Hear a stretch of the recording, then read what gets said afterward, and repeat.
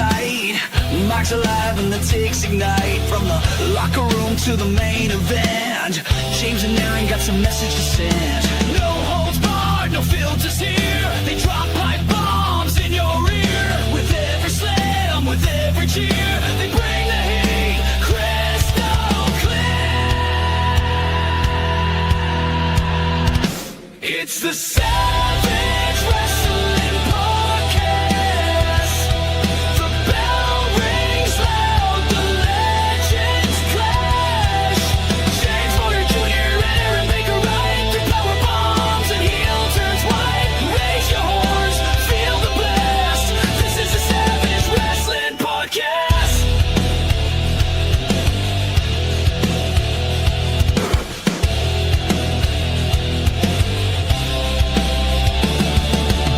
They call out fakes and praise the greats. From indie kings to Hall of Fame plates. Breaking kayfabe, truth on the track. No sugarcoat, just suplex facts. Tales from the road and rivalries burn. Championship dreams and tables turn. Feel the pop, the passion, the fire. They're the tag team that never tire. This ain't just talk, it's a war zone. You step in the ring, better hold your own. James brings the news. Aaron hits you with the truth. They body slam the toxic guy you think all night. This is the Savage Wrestling Podcast. Dropkick shootings never outclassed. James and Aaron calling it straight. Legends are born at this podcast gate. Blood, sweat, stories that last. All in the Savage Wrestling Podcast. Savage Wrestling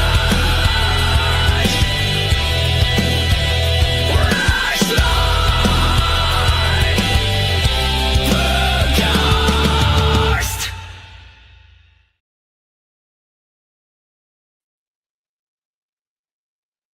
What's up?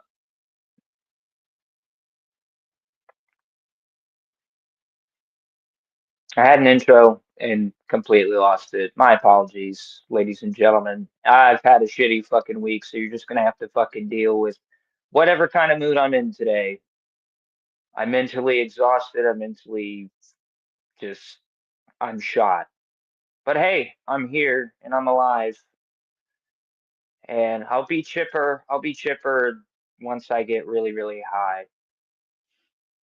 Um, fuck me. I'm not alone though, ladies and gentlemen. You don't have to deal with me being Captain Pissy Pants all day, all night, 24/7, whatever. We got James. James is here. Kill yourself. Hello.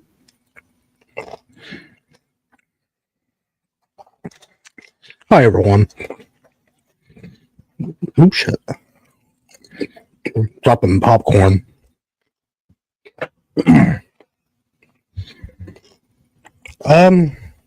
Welcome to a really jam-packed episode today. We do have a special guest in an hour, so just bear with us. You guys wanted him. You guys wanted him to come back, and I got him to come back. Old Jake's coming back today, so let's get stuff out of the way real quick before we invite him in. Aaron, do you have like Oh, a we got fucking old Jake coming in. old Is Jake? that what you Yep. said? Mhm. You fucking mark! Hey, you know, fucking Mark. Um, All right, yeah, as you Aaron. were saying, I just did that for shits and giggles. I know he's not. Oh, okay. Fucking Mark. So, Aaron, what's this fucking announcement you got?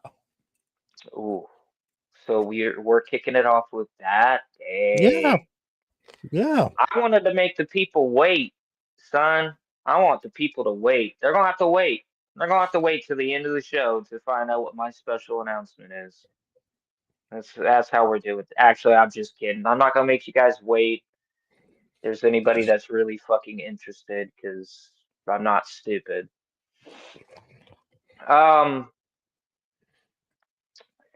Well, I guess I'm gonna give a shout out here.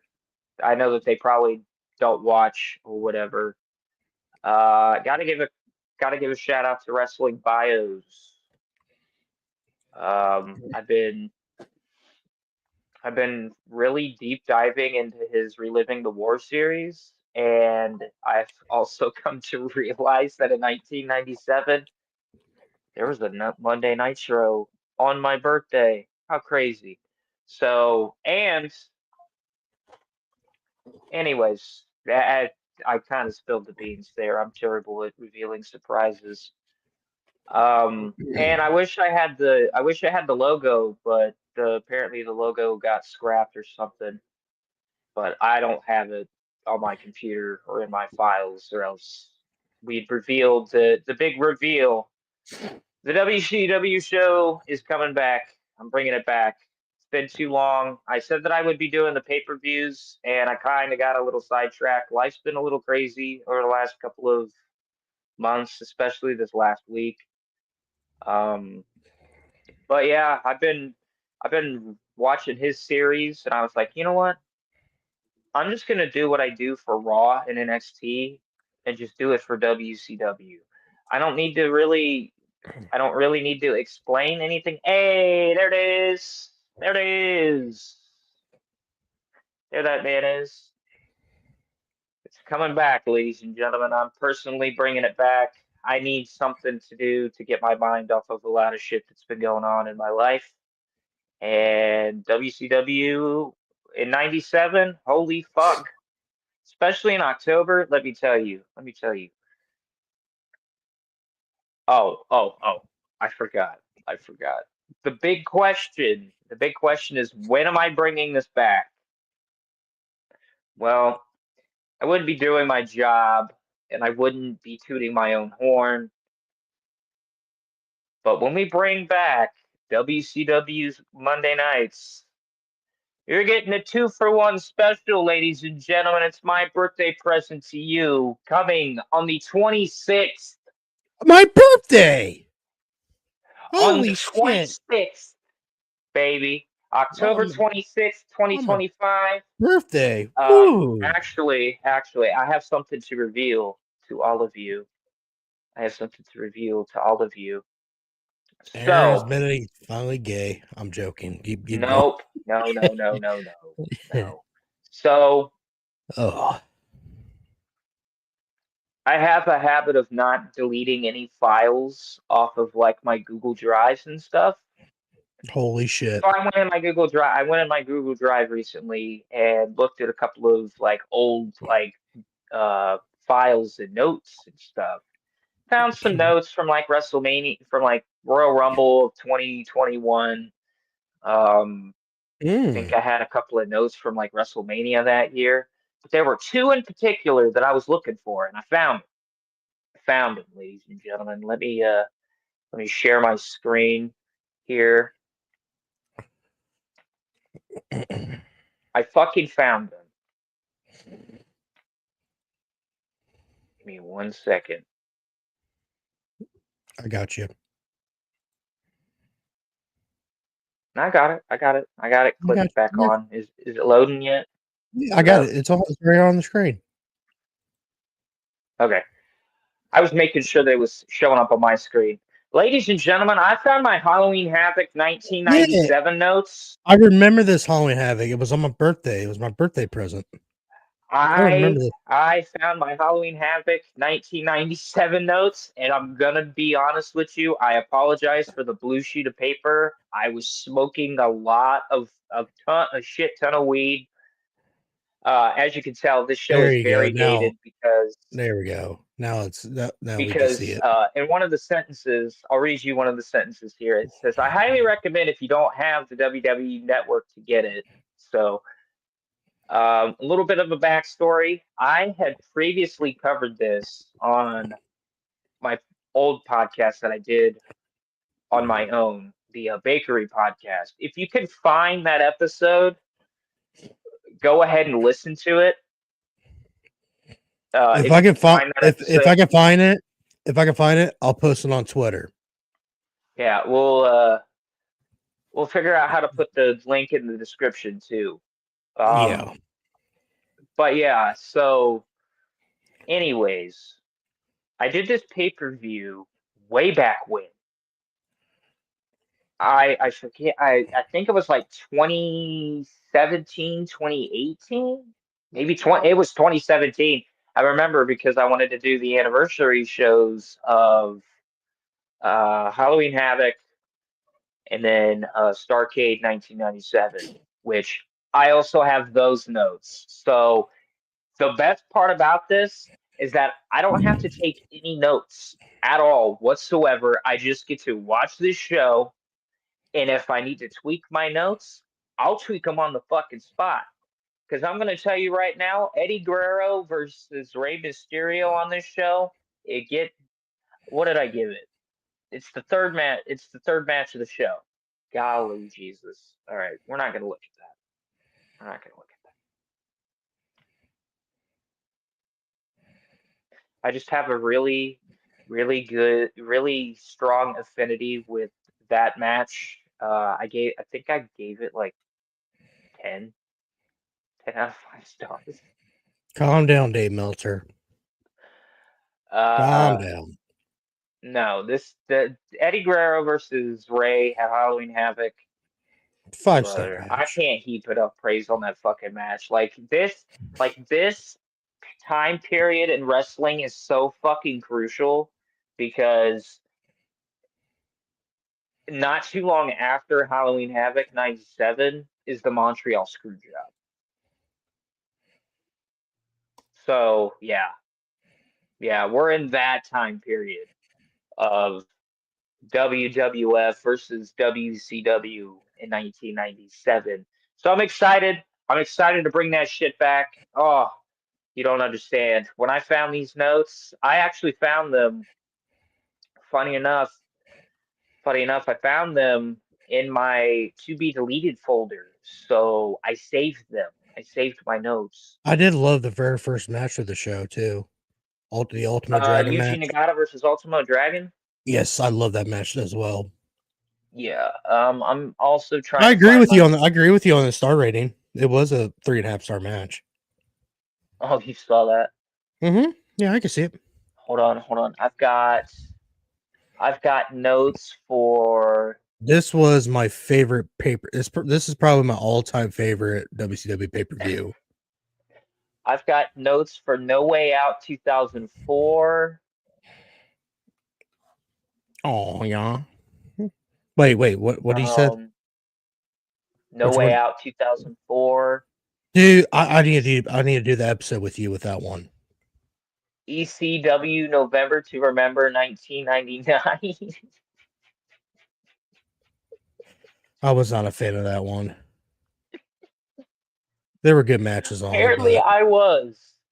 What is this? there There it was is. a couple Royal matches. Rumble 2021. 2021. Who won that one? This was Edge coming back. I know that. Oh, Holy fuck, brother. we get the pandemic Holy WrestleMania. fuck, Oh, brother. yuck. Bianca Belair won the women's. She was a rook. She just got called up during the summer, I think, of 2020. Oh, who won that? Because I forgot to continue my notes. But Who won that Royal Rumble that year? which one? 2021? Was that Drew? Yeah. 2021. Yeah, Drew, because it went with the pandemic. And I also have Starrcade 1997, which I need. Oh my God, I need to be on the episode with you on that one. I got a lot to. Wow. Oh Yeah, so I am gonna say I'm gonna try to be careful, and I'm gonna ask for permission ahead of time. But with that one, we have to use audio from 83 Weeks. that's fine. Yeah, I'll pull it up, then I'll not delete him off the screen. I'll like you can hear him in the background. yeah, because I got it. there's a specific argument between Eric and Conrad that everybody, if you haven't heard it before, everybody needs to hear it. But yeah, Why I've got notes for that still those. that still kills me, that fucking finish. You I mean to was like tell me I was like fucking that 8 years you old. beat Wait, Sting I was 5 years old. I didn't know what because the he didn't fuck was have a going on. fucking pad? Are we He serious? wasn't Sting wasn't in it. Or that's what Hogan said. He was not feeling it. He wasn't feeling it, brother. Brother. Oh, fuck off. He You didn't wasn't want to drop feeling the it, brother. title, Hogan. You didn't want to drop the fucking title. ECW. But he had no problem dropping it to Goldberg. Because Goldberg would have legit killed him. No way out. What year was that one? 05? 2004. That was 2004. Brock and Eddie. Oh shit, really? Mm-hmm. No way out. That's also when Goldberg got in the middle of the match. That was after that. That's when Brock and Okay. Goldberg left WWE. 2004. It was at the Cow Palace in Daly City, California. 11,000 people in the attendance. Ooh. Okay. So what do we still have in my trash folder? Is the real question. Oh, we got Kurt Angle versus John Cena, Big Show. Yup. Chavo versus Ray. Hardcore Hall versus Rhino. The world's greatest tag team. You guys don't know that. It was Shelton Benjamin, Charlie Haas versus the APA, Brashaw, Farouk. Jamie Noble versus Nita. Oh my god. Oh, Nydia. Nitty. Oh yeah, that's her name. Oh my god. Too cool. That was Rikishi Scott Jihadi versus the Bastion brothers. Adeko Saka. Oh, fuck me. I don't know this guy. Who the hell's this guy? Aikido. Bruh. Oh, it's Jimmy Wang Yang and oh, who is that guy? Sakoto. Yeah, it's Jimmy Wang Yang. Yeah, Sakato and Tajiri versus Billy Kidman, Paul London, and Ultimo Dragon. Oh Then God. What did I say about Billy Kidman's fucking shooting star press? Hold up. Billy, I'm sorry, brother. I loved you as a talent back then. I thought you were very talented, but the Shooting Star Press was not for you, dog. It's one You of the could have worst went with a shooting star different. presses I've ever fucking seen. I think his problem was he leans. He puts his back. He puts his back in it too much, and he jumps fucking awkward. Hell, he could have went with a fucking like a spiral tap or something as his finisher. Are you sure you're reading the same card as me? Yeah, 2004, right? Yeah. Yeah, he was. It was hold on. It was it was on a Sunday Night Heat. I was about to say, because I have the main card, and then I was like, I don't see Jimmy Wang Yang mentioned anywhere. Because I was like, wait a minute, there's Hardcore Because his Holly. name is because his name was Aikido. Oh. It wasn't Jimmy Wang Yang yet. Paul London becomes a professional asshole. Yep. I looked at my star rating for Brock versus Eddie, and I still agree with that star rating. Oh, Ultimate Dragon's still wrestling. He's signed to Dragon Gate. Huh. Damn. He was. Oh wait, I should know that. Didn't he just fucking fight somebody at MLW? Am I retarded? I don't think that was him in MLW. I don't think that was him. That fought Mystical? Hold on. MLW. I swear, bro. What was that paper you called? Slaughter? Yeah, Slaughterhouse. Slaughterhouse 25. Good show, by the way. Great show. I only got the glimpse of Hammerstone and Matt Riddle.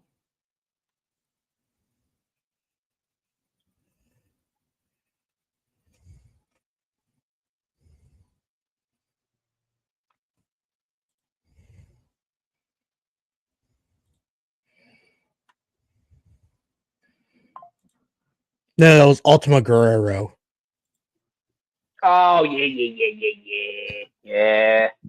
Another Yeah. CMLL legend. Did I mention? Did I talk about the MLW show Slaughterhouse? Yeah, Oh no, it wasn't. It didn't premiere yet. no, you could also. Did you put a grade on that one?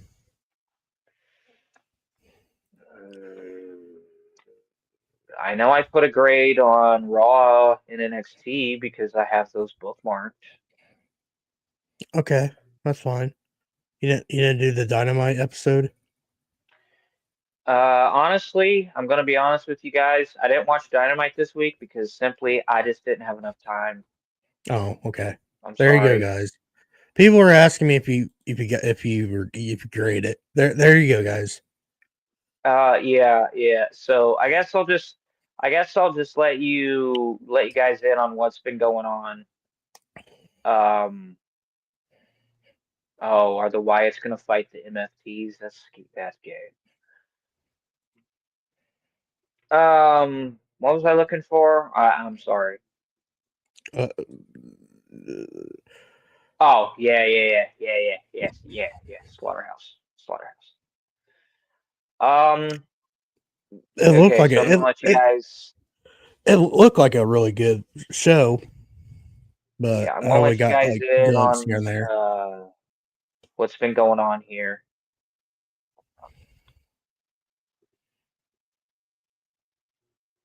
Oh, I didn't give it a grade. Oh, I didn't give it a grade, but I'll give it here after I finish this. Um, so I I can't really reveal too much, actually. Now that I think about it. Uh, let's just say that somebody really close to me was in a car accident this week, so I've been really dealing with that. So I apologize that my loved one took precedent over Dynamite. So if you hate me for that, then I guess I'm gonna just have to call you heartless. Sorry. no, that Okay, wasn't so this is what I said about the MLW show. people wasn't being heartless. They were just wondering if he did it or not. No, but I will next week. There you go, guys. I will say Darby Allin almost lighting a Molotov cocktail on fire was absolutely wild. Did not Jesus fucking expect Christ! that. It was an Uh, empty bottle Kiana too. Yeah, Jane, Caden I'm Carter, sorry. whatever her name is it Lacey Lane now? What? Who? Who's that chick that fought Mercedes? Lacey Lane or whatever the hell her name is? It's Caden I don't. Carter. I know that. I don't know. Yeah, Oh, sure. okay. My fucking brain hurts from that fucking Darby Allin thing. It was an empty Yeah, fucking bottle. that's the only thing that I've been seeing a lot of people are kind of on the fence about, and I agree with you on that. Because, like, I'm going to be honest with you guys, I've also been watching a lot of WCW lately, while watching Reliving the War. And the last night of Champions, oh, oh, if you just watch the ending of that where Sting has the vulture and he debuts his new music with the fucking with the monologue at the beginning, that's how you make a fucking star with aura, brother. Holy shit. But anyways, back to MLW. I said on October 5th Watching something other than hashtag WWE or hashtag AEW was quite refreshing with MLW Slaughterhouse 25. Solid show with some name recognition in the talent pool, always a good thing. Austin Aries, Paul London, and Ultimo Dragon in 2025. Also, at Real Killer Cross, 2 eyeball emojis. Curious to see who the opponent is going to be. I should really stay off of Twitter when I'm high because I can't spell. He said Ultimo Dragon, not Ultimo Guerrero. Yeah, that's why. That's why.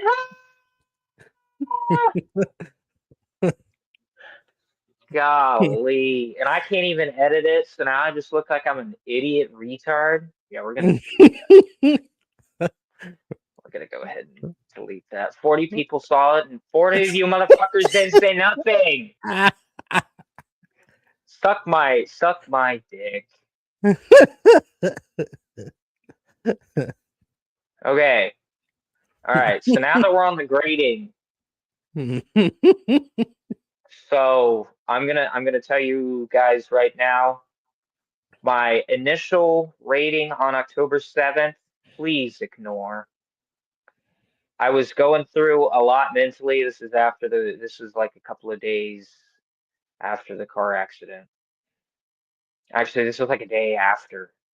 No, it was the Tuesday. It was Tuesday, and I was just not having it.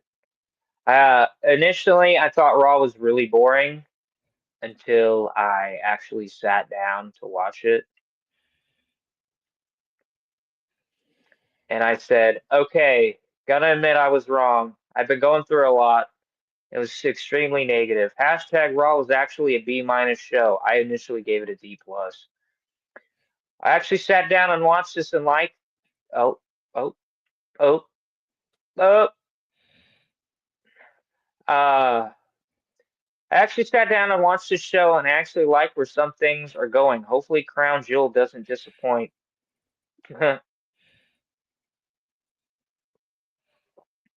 I also want to add, by the way, I hate to break it to you, Cody stands, but Seth Rollins is beating Cody at Crown Jewel. Bookmark this tweet for later.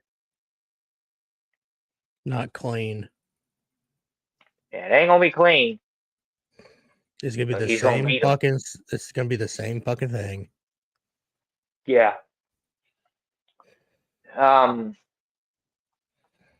What else? I'm really liking there's a couple of things that have my eye right now.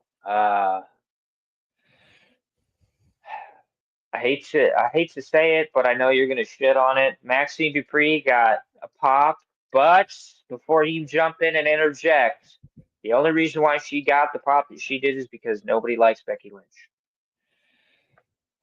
I don't like them both, so move on. Prove me wrong. I think they're both boring. Yeah, I need Maxine Dupree to quit with the big sister stuff. It's the only thing. But she's been improving in her in-ring skills here lately. Yeah, she has. She's been really working on it. All right.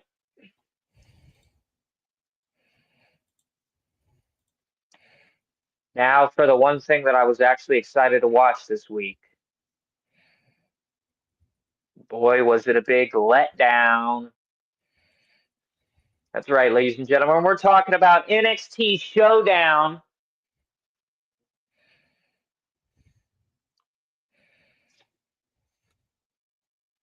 Gave this show a solid C+. About average. Said I wanted to like this show so bad, but man, was it mid. Hardy's winning the NXT Tag Team Championships. I called that. I mean, really? I mean, you really thought Dark State was beating the Hardys?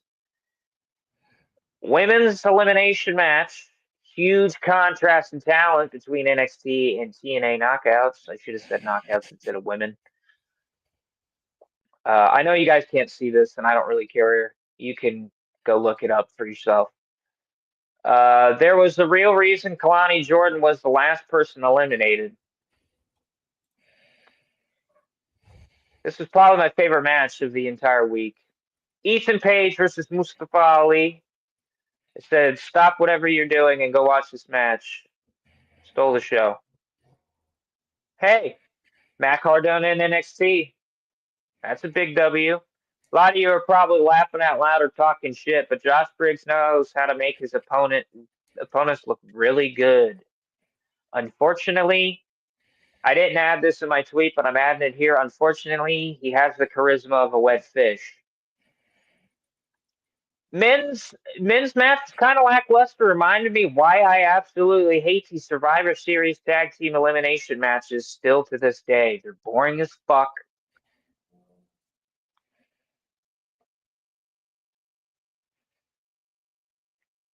But yeah, those are my grades. And based on what I saw from AEW, and most of it was just people being negative Nancy's. I'll give it a. You know what? For shows that I don't watch but actually have a thought or an opinion on, I'm just gonna give it like a C plus because at least you got me to react. And no, we're not talking about SmackDown because I haven't watched it. Didn't even know it was on this morning. It'll be on later tonight I hope so. because they're in Ooh. Australia. Tama Tonga looking like a fucking Sith Lord. That's creepy. That's what their gimmick was in Japan. Well, they're bringing it back apparently. Yep. Let's go. Here's my grading for Dynamite D plus. There were some good matches on there, but fuck me, dude. God damn. Especially the Darby Allin thing. You could tell it was an empty fucking bottle. Can I be honest with you? Yes, please. Yes, please. For all the aura that Sting had back in the day. Oh my god, You think yes. he would have like told Darby Allin like, "Hey, this is only gonna work if you have aura." And what AEW is doing with Darby right now, I don't really like because it's just shock value and shock factor. Yeah, I understand what you're saying. Like, I'm gonna be honest with you. Darby Allin and Jon Moxley? That's what, last man standing now? Is that what I'm hearing? Is that what I'm understanding? What is it? I know it's I think so.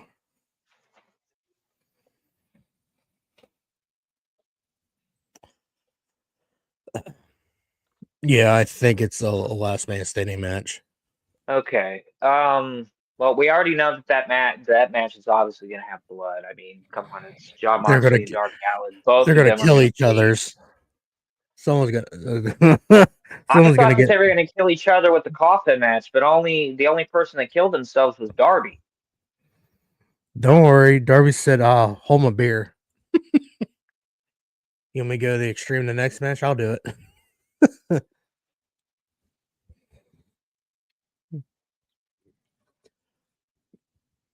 All right, Elite. Okay. All right. You know what? I'm gonna say this. I'm really interested on SmackDown because I'm seeing a lot of positive, and usually SmackDown on Friday nights gets a lot of negative.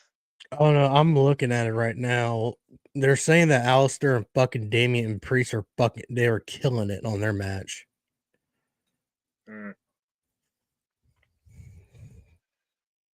Damn. But yeah, guys, yeah. I'm super, super, super excited to bring the WCW show back. I don't know if I really want to cover the Nitros, but that's gonna be really difficult because of me working. And don't worry, I'll make an appearance here and there on the show if I could try. Yeah, because like I really just want us to not really give a shit about what's happening in today's wrestling, and when it happens, Oh, Dude, can we do this? Can we do this? do what? Can we do this? Do what? I want to propose to you, All right. and it gives us enough time, Mm-hmm. but I want to do a Montreal screw job watch along. Oh It man. is such a pivotal moment in wrestling, and it's in 2 years from now. Yeah, it's gonna have its 30-year anniversary, but god damn it, I'm in the year 1997, bitches. Because if you look at the calendar and you look at the episodes of Raw and Nitro of that era, they line up. So fuck you. I Oh, know that everything in the year 2000 is on a 20th anniversary and 20th. No, 25th anniversary. And then 95 is doing their 30th anniversary. But I'm going to be honest with you, 1995 fucking sucked.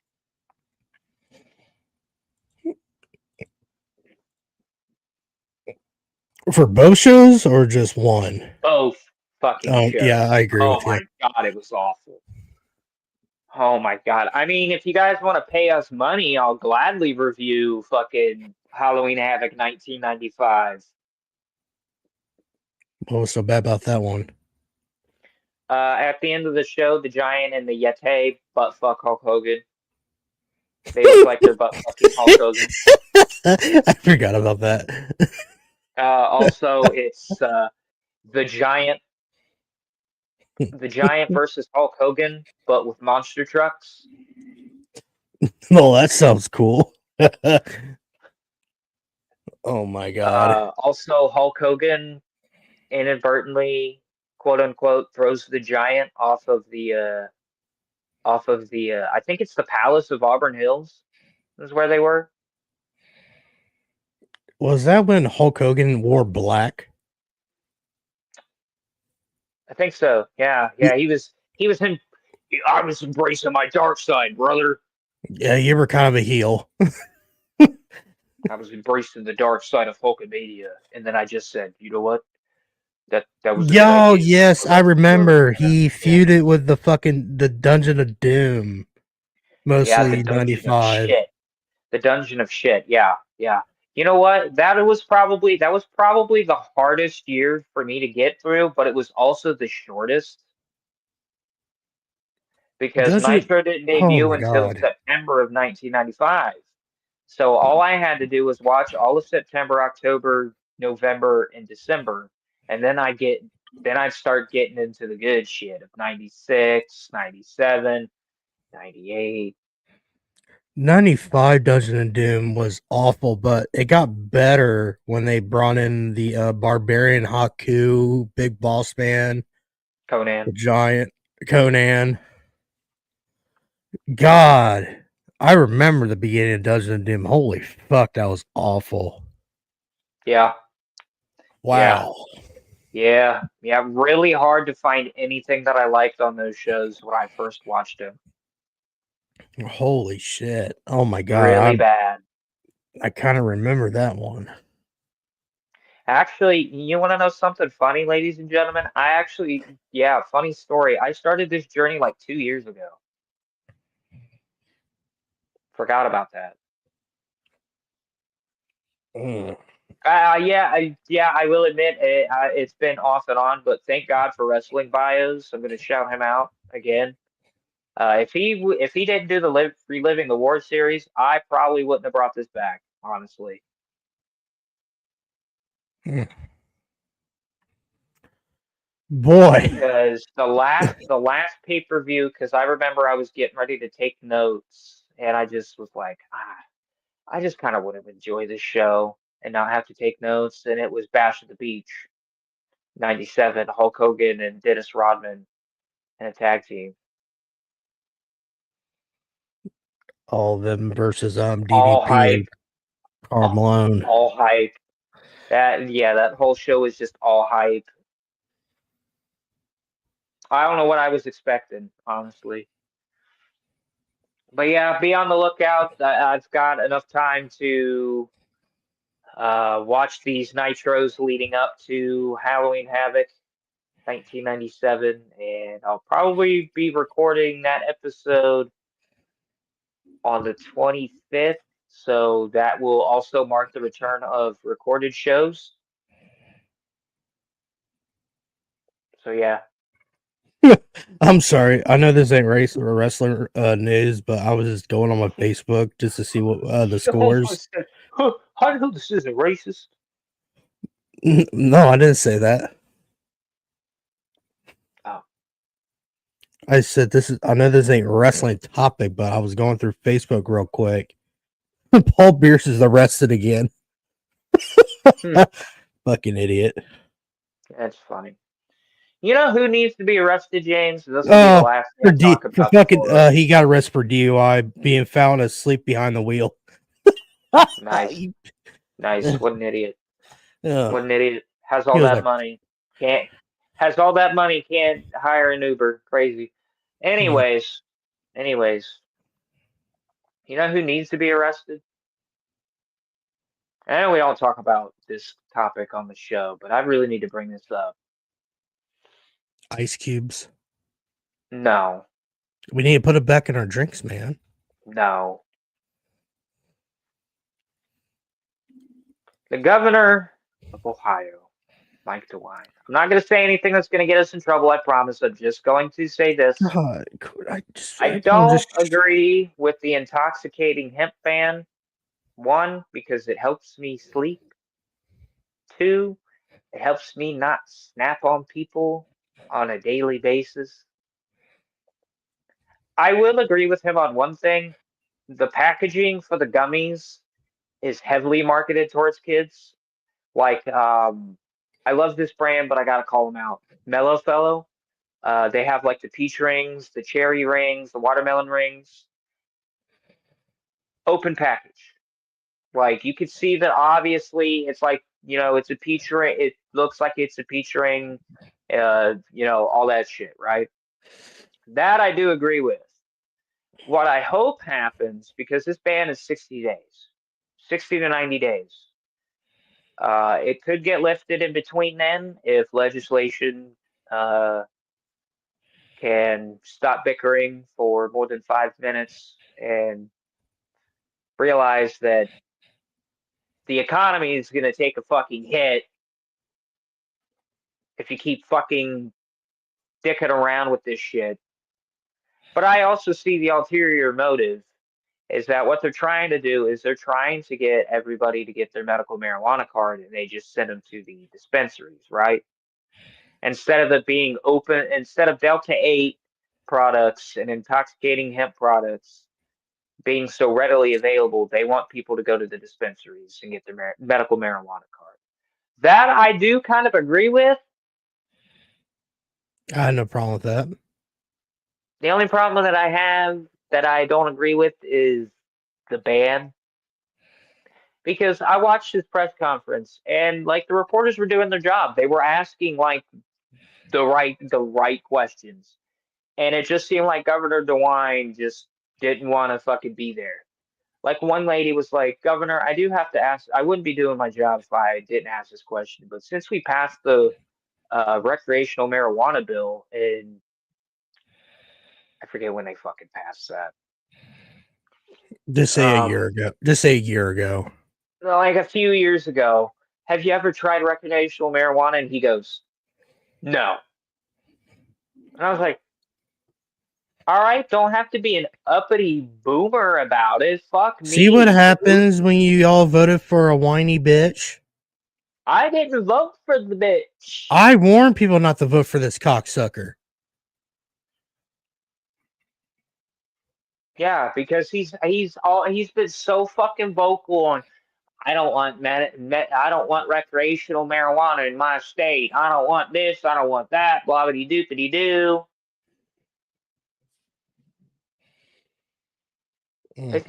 Is he up for re-election this year, or is it next, or is it in like 2 years?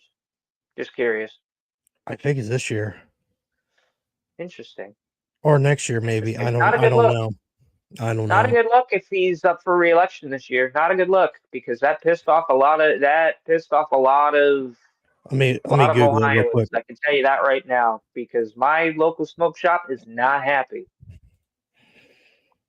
because the Delta 8 stuff that they have is like their highest seller. What is he, the governor? Yeah, he is a governor. Yeah, Mike the bitch.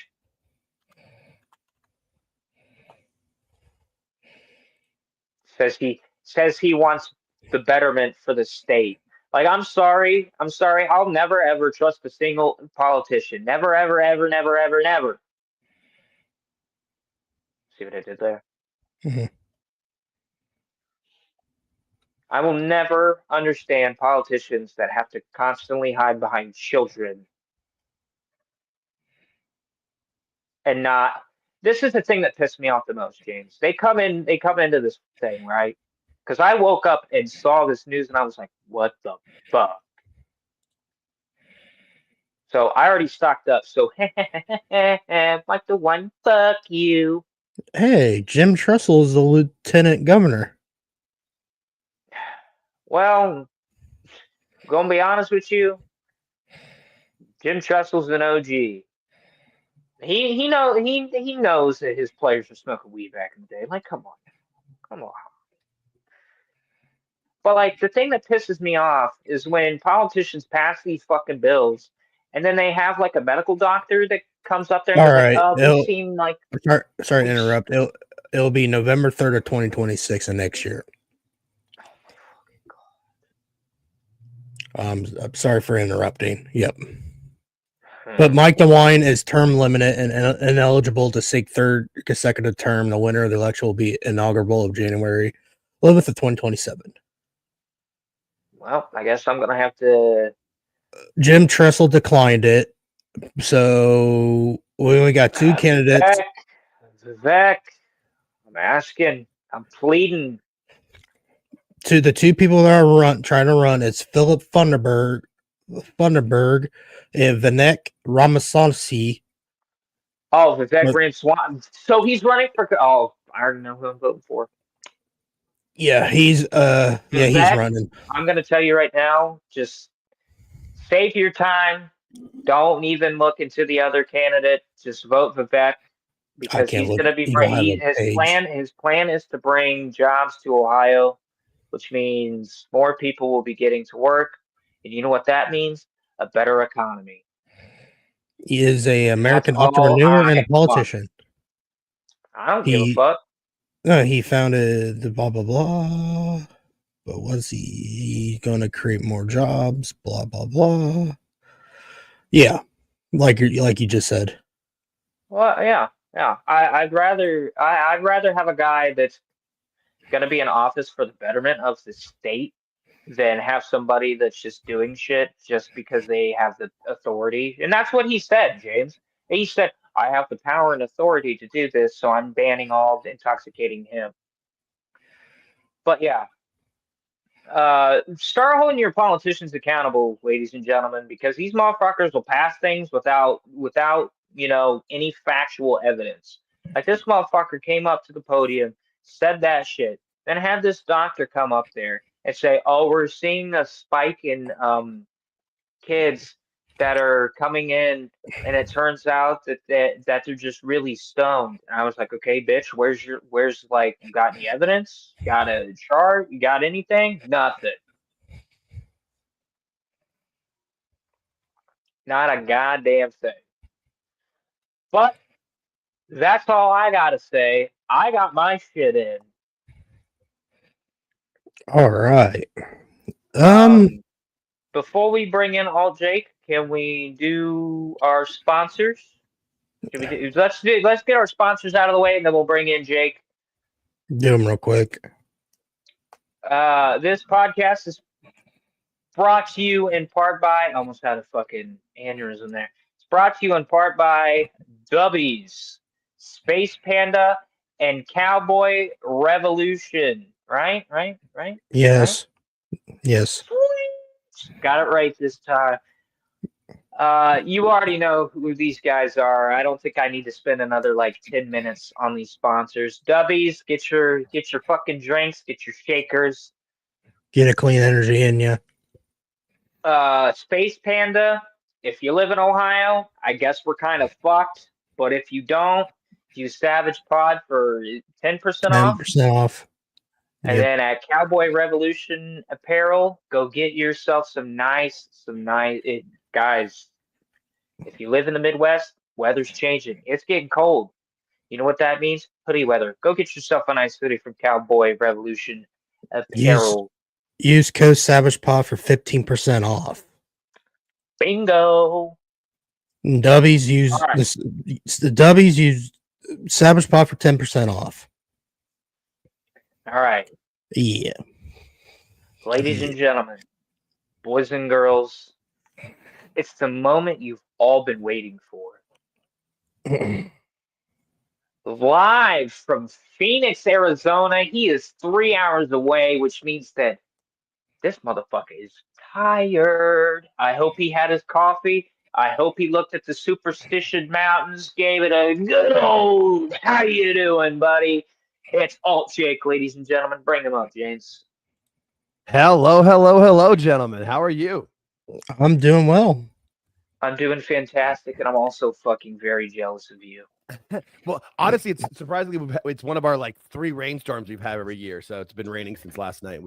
People don't know what to do. The roads are all messed up because what's crazy is nobody's actually from here. I was actually born and raised in Phoenix, and like me and my wife are, but there's not many that are from here. So I don't understand why people move here and then forget how to drive in the rain.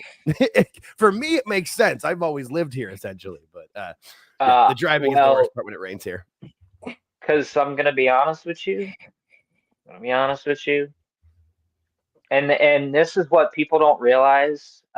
When it rains in Arizona, it's capital RAINS. It rains. Well, it doesn't go anywhere. We don't have any drainage. They just wait for the heat to dry it out because it usually will evaporate quickly, but it just doesn't drain. We don't have drainage, so all of a sudden the roads will flood. And that happened like 3 weeks ago. That was the one culture shock that I had living there. I was like, is it safe to drive over all this? And like everybody's like, yeah, we do it all the fucking time. That's why everybody has like fucking trucks and everything. And I was like, what the fuck? Yeah, but then there's always somebody who gets caught like under the underpasses. The last time it rained here, we've Phoenix has been, because it's so flat and easy to get around here because the way the city's based on a grid, we were like the demo city for Waymos. So we had them where they were like the automated cars. There was 10 of them. God, did they get like stuck? all over the city. Yes, they all got stuck under underpasses on the highway, in like in intersections in the city that like people who live here and humans know don't drive there when it rains. The Waymos were just floating. It was I don't watch a lot of local news, but that shit was hilarious. There is one thing that I wish that I would have done while I was still living out there. And that was, oh God. And they were so fucking terrible. They were so terrible when I was living there. So I was just like, I don't want to go there and watch them lose. And now the Arizona State Sun Devils are so fucking good. And I'm so pissed because I live all the way out in Ohio now. And now that I live out here, they're actually good. And I'm like, fuck, man. Yeah, fuck. You don't want that stadium is awful though. Like that stadium is so hot and the bleachers are so terrible. Oh yeah, that's why the Cardinals had to get their own stadium built because they used to play there. Oh no, the Sun Devil Stadium is brutal. It's so fucking hot there, and like the bleachers are just saying. A night game would be fun. A night game would be cool. I wouldn't even give a shit about the heat. I just like the college football atmosphere. They know how to party at ASU. That's for goddamn sure. People cheering for just one fucking team. Oh, it's the and 100,000 Sun Devils are 100,000 different type of people. Like those Sun Devils are good. They're always, it's either ASU or Florida State. I feel like are always the 1 and 2 for best party schools in America. Yeah. See, they got nothing else to do in Tempe. It's bars, Mill Avenue, and drinking. And hey, I mean, I get it. Well, technically, there's a lot to do in Arizona, but it's just too goddamn fucking hot to do anything. Yeah. So and then if you want to get to nice weather, is, you've got to be able to. It's a jaunt out. Because like the one thing that I wanted to do the most was probably go to the Phoenix Zoo, but it was too goddamn fucking hot. Yeah. So you'd have to go like in the fall, and in the fall, when everybody else is like weather is changing, Arizona is like depressed and it's sad. Still hot. Still hot. We don't do spooky season here. I always kind of joke that Halloween is like the real breaking point of the weather. Now for me, like I don't care like once it's not super hot at night, I'm fine. Like I don't do it. Like I've pretty much trained myself unless I have to. I don't do a lot during the day outside just because fuck that shit. But I've like once it gets cooler at night, and it's usually the middle of September, and then usually right around Halloween, it'll get cool during the day. I always find it funny because the girls will usually like pick their Halloween costumes a couple weeks before when it's warm out, and they're very not covered. The slutty cat, the slutty durst, and then all of a sudden on Halloween, they're all like, "Oh God, it's so cold." Hey man, can I borrow your jacket? My nipples are freezing. Better than what I did live in Boston for 2 years, and those people would still do that when it was like snowing outside. It's insane. I'm like, I was in a freaking bunker. My thing is like I'm a big history nerd, so like anywhere that I know that has like a lot of history, like instantly is like on a bucket list. Like fucking New York, Boston. Fuck. See, the thing is, okay. And this is what a lot of the human race does not realize about Arizona is that it is extremely flat. It's with a valley for a reason. Yeah. Like it was such a culture shock traveling from Mesa, Arizona to Tucson.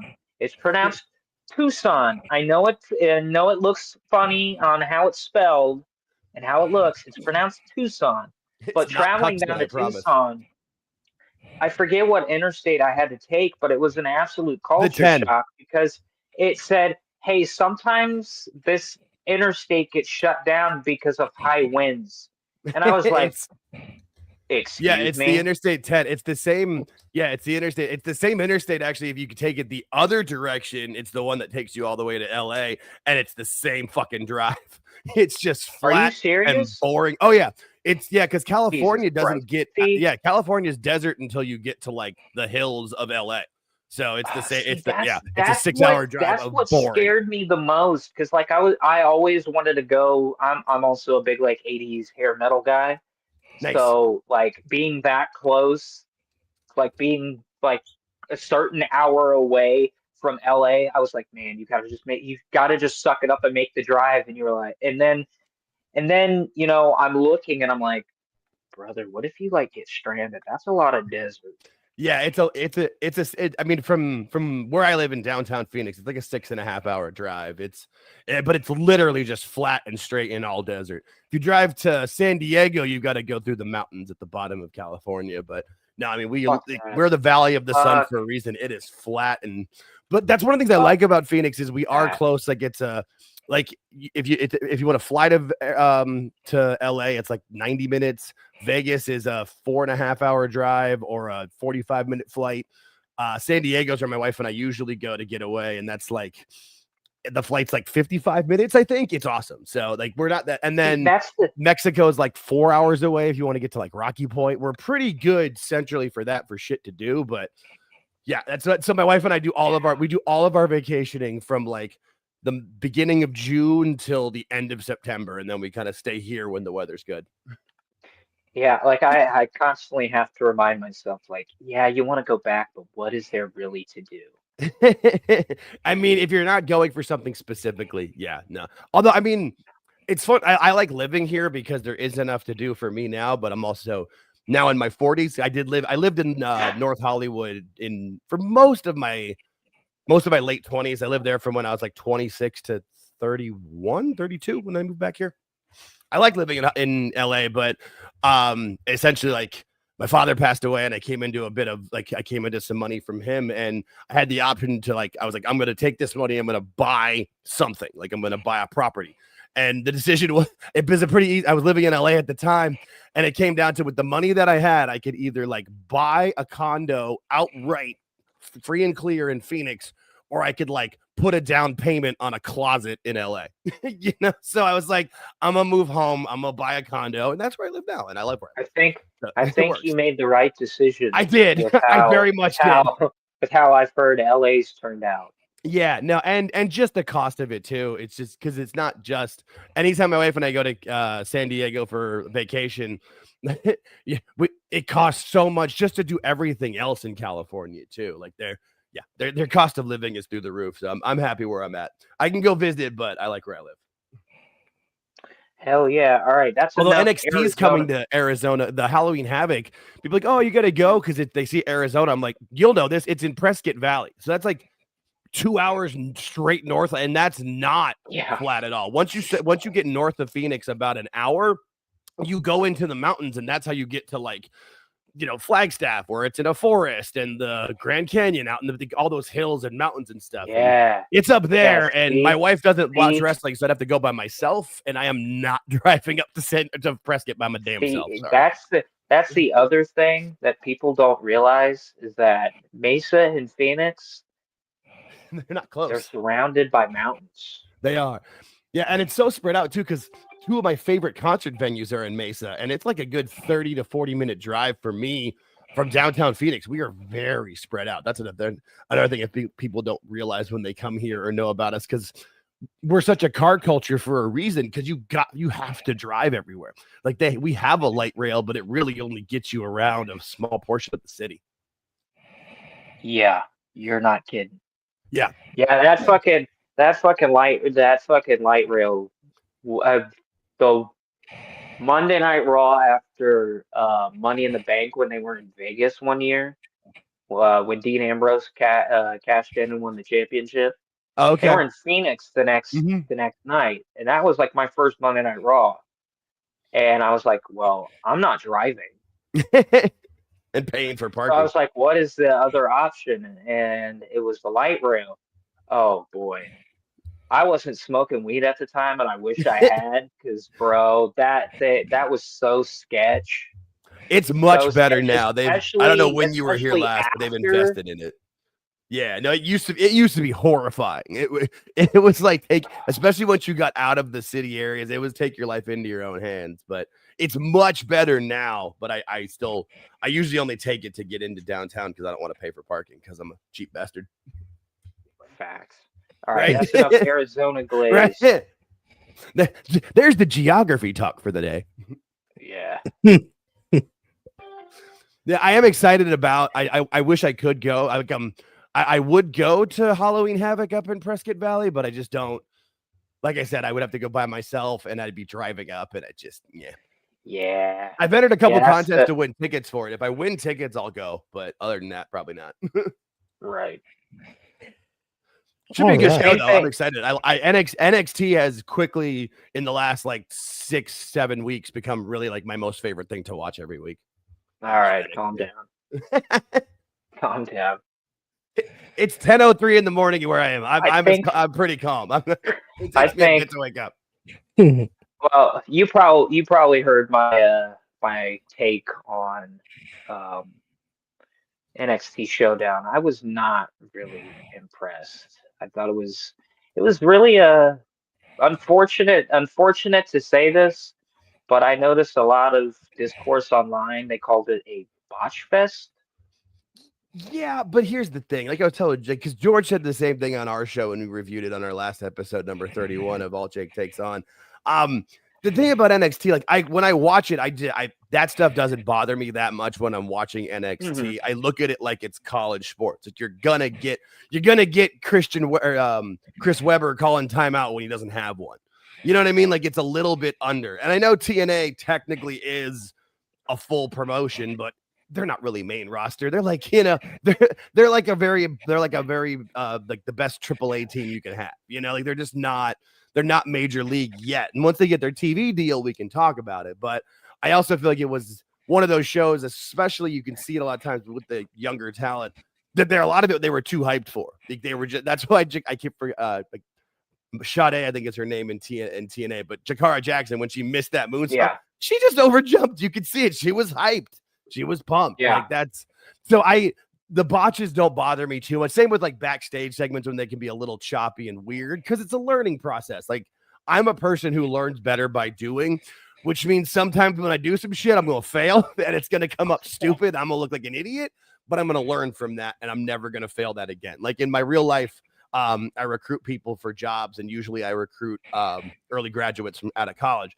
And my number one piece of advice to them is take every interview that you're offered. Like, even if you don't want the job, you don't think you can get the job, take the interview because you learn from every interview. Like, if you bomb a question that you're asked in a job interview, you're not bombing that question a second time.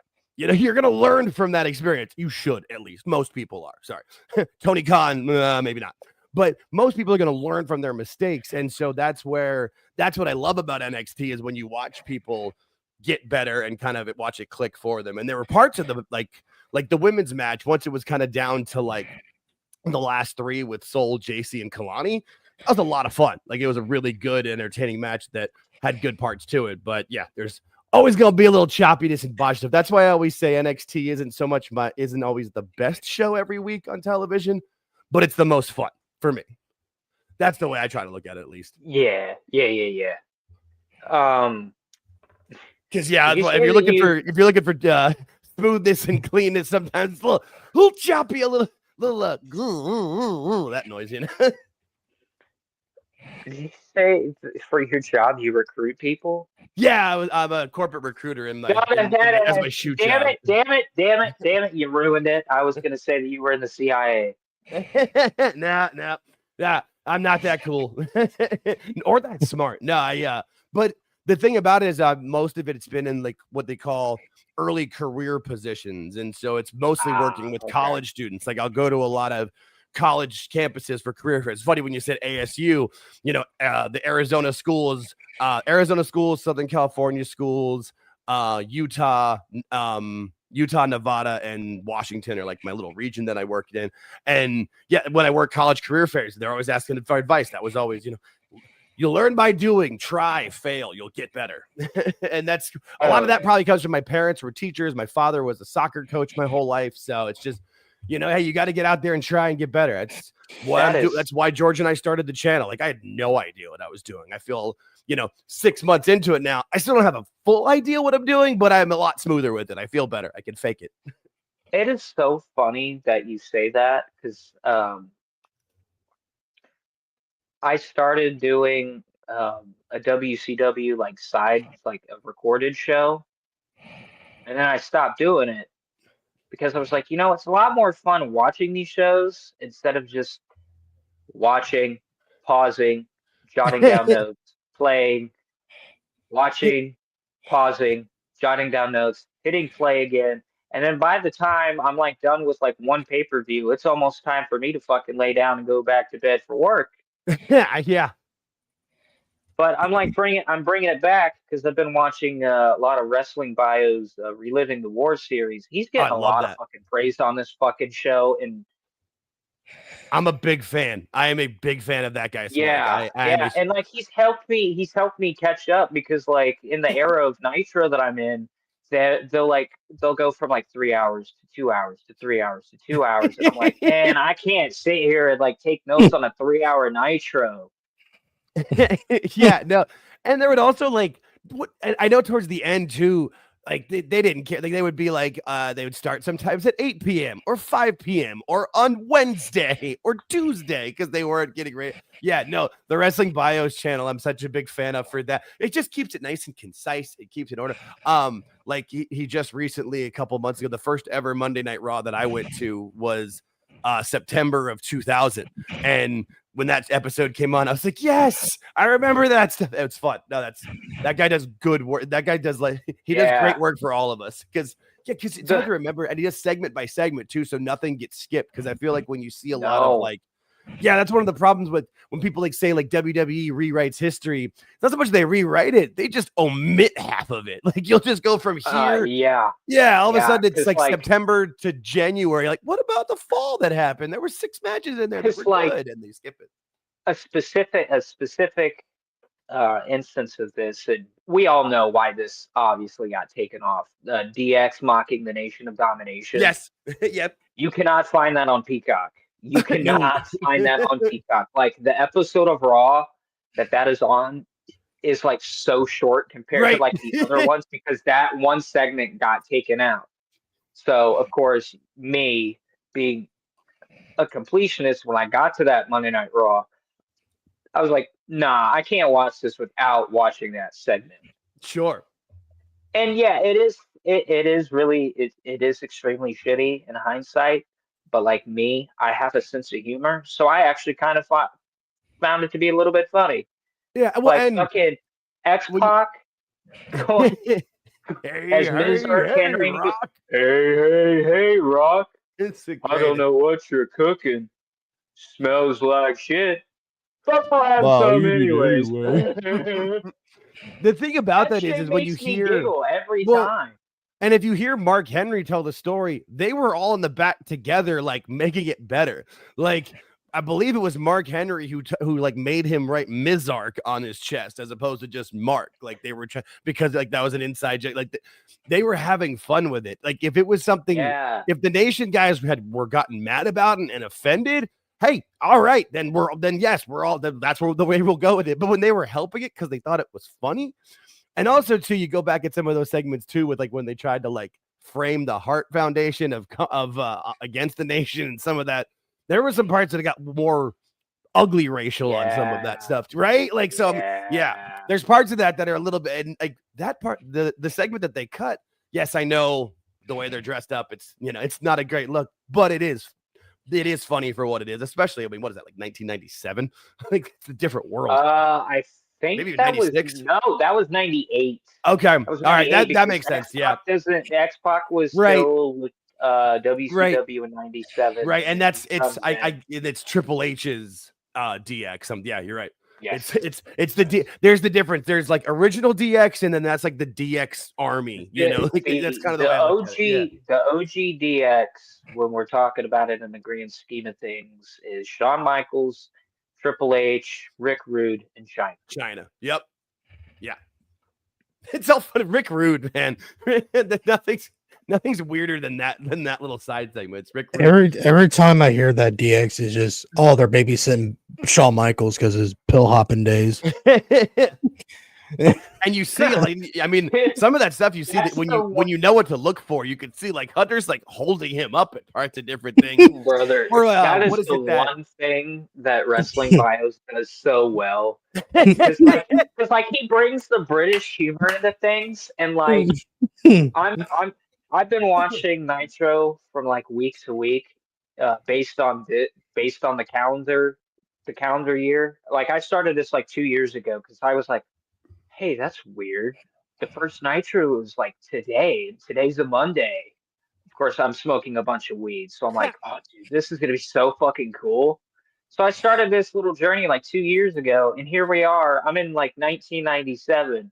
Right, I forget where the fuck I was going with this. Hold on, my train of thought just was like. No, you were putting over the Wrestling Bios guy and his comedy with it because he does. Oh, he's talking about fucking Raven, right? And Raven cuts these like fucking mysterious promos. It says like a bunch of shit, and then the wrestling. I don't know what his name is, so I do apologize if he hears this later. And he goes, "Wow, thanks, Raven." And it gets this fucking shit with like Disco Inferno and Alex Wright makes me motherfucking black man. The Mugfuck Dojo. No, the thing is, the reason his humor is so great is because it's the UK humor, but he's from Northern Ireland, which literally gets the best of both worlds with the comedy because they're part of the UK, so they get all the UK stuff, but they're attached to Ireland, so you get all the Irish humor too, and that's why what's his name, Husey, is so funny too, and just parts of it, but that's I love Husey. Yeah, the Northern Irish humor it's got the best of both worlds. I mean, I think that's why Finley was so good too. It's the same kind of idea. Yeah, no, I love the Wrestling Bios channel. I don't have many channels on notifications. I do have him on. The last episodes that I watched, I thought that he was about to jizz in his pants because Disco Inferno and fucking Alex Wright both fought each other for the TV title, and he goes, "Oh, holy fuck! I can't believe it. Disco Inferno is your TV champion." What did he call Glacier? Who did he call Glacier? Frosty Ball. When is he coming? When is he coming? I keep getting the same shit every week that he's coming. When is he coming? My blood's still running cold. Still running cold. Dude, he his nickname for him and Ernest Miller. Oh God, I forget what it is because Glacier hasn't been on TV in a while, so I'm just like, oh man. Oh man, was there ever anybody though that was more like dead on arrival than Glacier? Because they started those promos when they were still, promos and the videos started before the NWO. But once you had Nash and Hall show up, like you just had to scrap it. But they invested so much money in it. The thing is that it was. Oh, whoops a doodle. It was a Mortal Kombat thing. Exactly. Yeah, it's that breaking point. That's literally the whole story with like him, Wrath, and Mortis, and fucking James Vandenberg trying to steal his fucking mask. I was like, Jesus Christ, it's like a Mortal Kombat storyline. And like you go and listen to Eric Bischoff talk about like Glacier, and he goes, I really like, like Mortal Kombat and stuff, and I thought that it was gonna resonate with the audience, and I was like, and it might have, but they made that shift over, like Bischoff talks about it, where I could be better than, worse than, different than, and we're gonna be different, and because WWE was skewing more cartoony back then still. So like they were skewing more towards realism, and it just doesn't make any sense to have this one completely video game cartoony character coming in. And maybe they could have made it work before, like, would have worked the year before. But the moment you had Nash and Hall show up, you just had to scrap that. But they went with it anyway and debuted him. And yeah, there was that weird time of WCW where you had like the Luchadors in their own world, the weird Glacier and Mortis and storylines, and then the main event scene. Like, yeah, it's just didn't make any sense. It's similar to like Dynamite now, where it's like, I feel like if you just had a meeting with everybody together, you'd realize that maybe we can figure this to make this a cohesive television show. I don't know. Just a little bit. But I'm smoking weed too, so what do I know? I remember when Glacier came in, I was like a little kid. I thought he was like a Power Ranger. That's how. No, for me, I was I'm a little bit older, so for me as a kid, like Mortal Kombat was a big game for me. Yeah, 6th, 7th grade. So when I did see him, like that was my first thought too. But Sub-Zero. Yeah, exactly. And I was old enough to realize I'm like, but does that character work when you're doing this? Like, when you got Kevin Nash lawn darting Rey Mysterio, and they're calling the cops and and everything backstage, and people are thinking shit's real, and especially back then because you're still blurring the lines, and then you got Glacier. I don't. It's just, one of these things is not like the other, bruh. Listen, I don't know. I will say I enjoyed the premise, but like execution. I don't think I've given a Glacier match like higher than like a 1 star every time that I watch a WCW show. Like, he botched a lot of his moves back then. Yeah, well, he was more of like a martial artist, and that was just doing that kind of stuff. And I don't think he was trained well enough to do the actual wrestling part of it. He was just, I'm gonna do like the martial arts show, do my spin kicks, and I'll break a board. Kind of like Steve Blackman when he first came in. He didn't know the rules of wrestling and all that shit. Then WWE made him, all right, if you just start out, you're just a martial artist, but you don't know wrestling rules, but you're working your way up to be a wrestler as well. Right. I like how they brought him in. Yes, that's a great comparison, and it's showing you how to do it correctly with somebody who used this kid. That was as shitty as Vince McMahon is, as terrible of a human as he was, is that he did have that moment of like, all right, we're going to hide the negative and we're just going to accentuate the best parts of you and put you out here. And that's exactly what they did with Steve Blackman. And they hung Glacier out. They hung Glacier out to fucking dry. Jesus Christ. Go out here, Frosty Balls. Throw your kicks. They had Glacier. He's basically out there doing a routine that you would see at like an elementary school assembly. Like, you know, pumping up the little kids. Like, oh, that's cool. Or Cirque du Soleil. When you have Kevin, yes. And then you've got the NWO out there, like, you know, being trying really to be serious. Yeah, it just doesn't work. The juxtaposition, it's just they speaking of Steve Blackman, I absolutely loved wrestling Twitter this week because Trump came out and said that he was sending the lethal weapon to Russia, and all I saw was people going like, "Hey, does Steve Blackman know about this?" So the clip that I It's saw, Steve motherfucking Blackman to you. Some people were like, "Oh man, Russia's fucked. Steve Blackman's gonna kick everybody's ass." I forget who made it because I was just scrolling through Twitter like on the videos, but somebody did that where they had Trump saying that, and then it immediately cuts to Blackman's music with the and then didn't have anything else, and I popped so hard because it was like, yeah, and you see him out there with his fucking sticks and nunchucks, like, oh yeah. Hold on, we send Steve Blackman, Dan Severn, Ken Shamrock, and Don Fry. We'll fuck Russia up really good. We are good, dude. We are good. I went to high school with two of Dan Severn's nephews. Don Fry don't have to. Don Fry don't have to fight. He'll just talk about how fucking good American is. Oh, I see this mustache I got. That's what a real American is. I just could, Steve Blackman's a bail bondsman now. Just imagine like him coming to collect. Like, yes, holy here, I pay you, sir. Yes, sir. I'm good. Just imagine you're a wrestling fan and you get arrested by Steve Blackman. You go, "Are you Steve I Blackman? remember you. Are you Steve Blackman?" He goes, Blackman? "Yeah, I am." And all of a sudden, you just have flashbacks that it's just like shit. All of a sudden, your hands are behind your back, like, here, just cuff me, sir, please. Please. All right, go please, ahead. I surrender. I surrender. I see what you did with those fucking sticks. Here, just fucking cuff me. I'm good. Pass. I will take. Yeah. It's like I see how bad you fucked up Owen Hart in the fucking the Lions Den match. Just fucking arrest me. Seriously. Yeah. No. Like Steve Blackman, it's great because he can do like his commercials can be like the cheap, funny versions of it. Because people that you just see him now, even if you don't know his backstory, you're like, yeah, that guy's a little scary. It's just there's something about him. He's got those.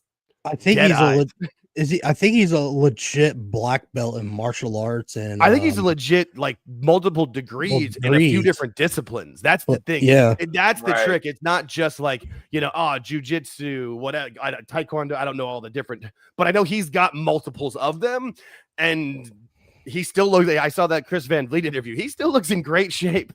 And and so does Al Snow. Can we get a head cheese reunion? Hang on, wait a minute. Why can't we? He got big. Holy shit! I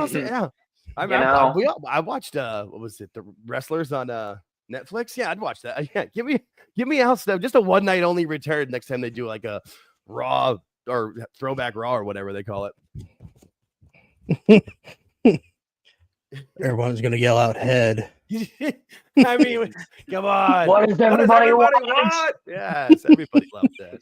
Bunch of fucking 40-year-olds. Everybody loved that, minus that one parents group that like thought it was a real head, even though if you looked at the doll, like the head clearly had a mannequin base. It's a mannequin head. Yeah, it's not even a mannequin head. It's one of the beauty every week. It's on commentary every week on. There's that Al Snow with that mannequin head.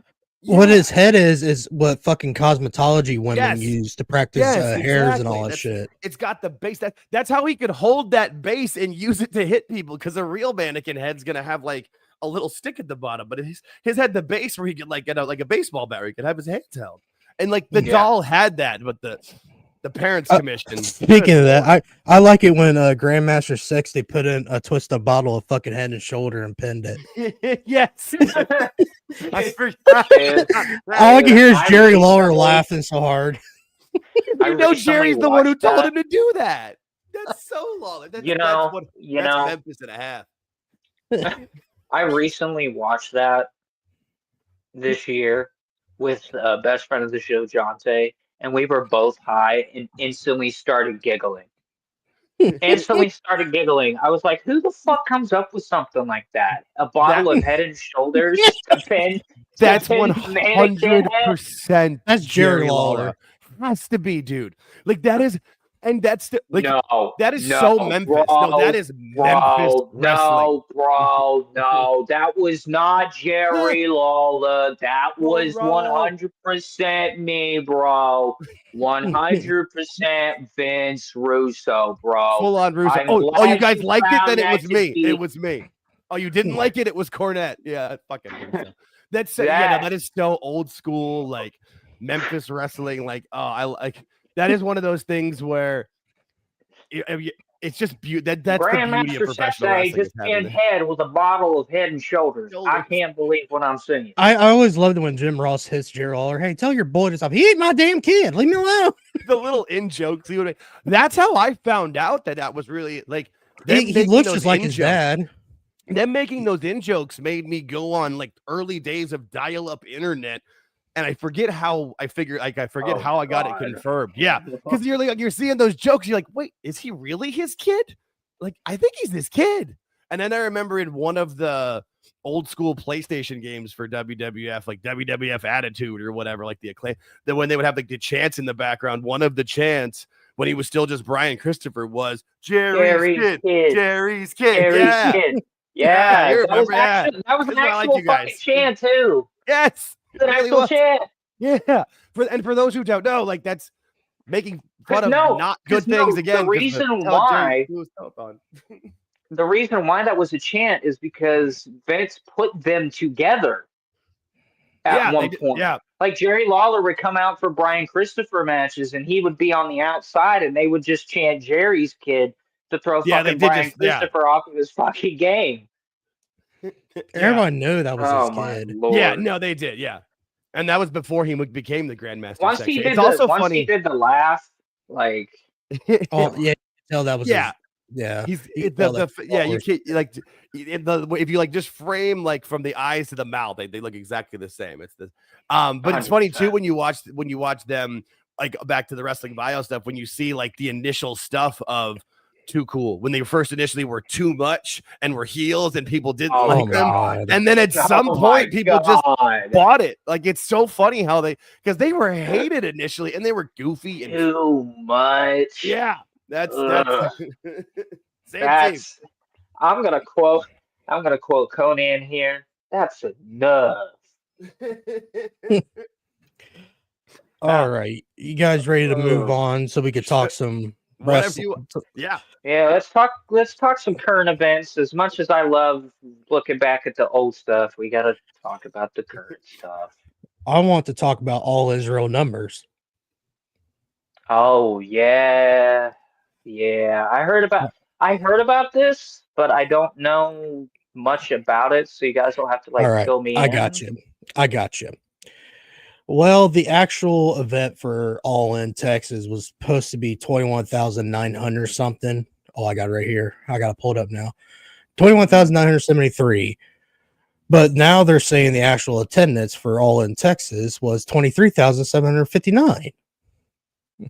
The count, this is from WrestleNomics. So wait, hold on. So the number increased? I guess, but the way he's putting it, so the count of the 21,973 spectators reflects the numbers of tickets scanned for people who actually enter the venue.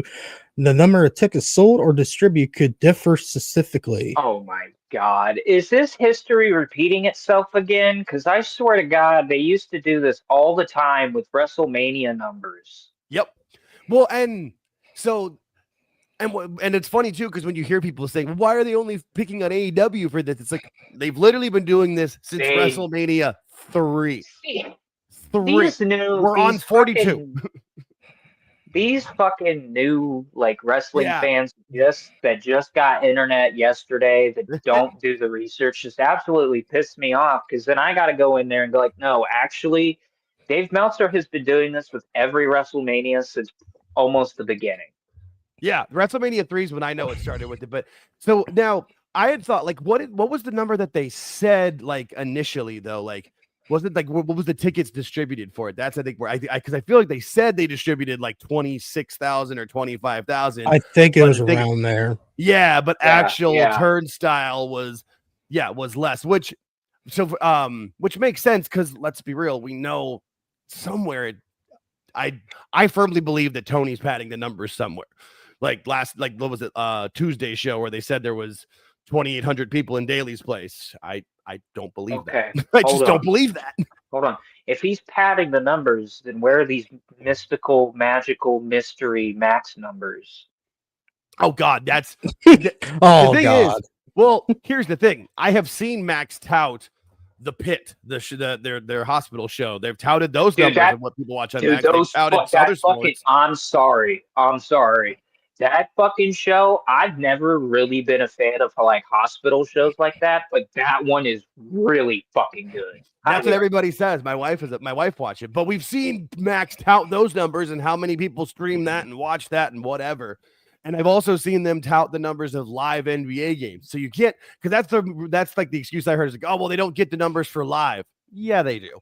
And if the numbers were even half decent, they would let us know. I honestly believe I don't think more than 50,000 people watch on Max. Period. I think it's probably much less than that. I think if they were over 50, we might hear about it, but I think it's under. That's what I'm thinking too, because they've had the NBA on Max for quite some time. I mean, that's how I've been watching the NBA games. I mean, now that I have the ESPN app, I can watch the majority of those NBA games now. Okay, yeah. But like, I can understand why they would tout those kind of numbers. But it's just one of those things. Like, we all know Tony likes to talk. Like, why don't we just cut the shit, say the real number, deal with the backlash later? Because you know it's coming when the numbers get announced. When somebody, I'm telling you, all it takes is one talented hacker to hack into the Max servers, and they'll find that number.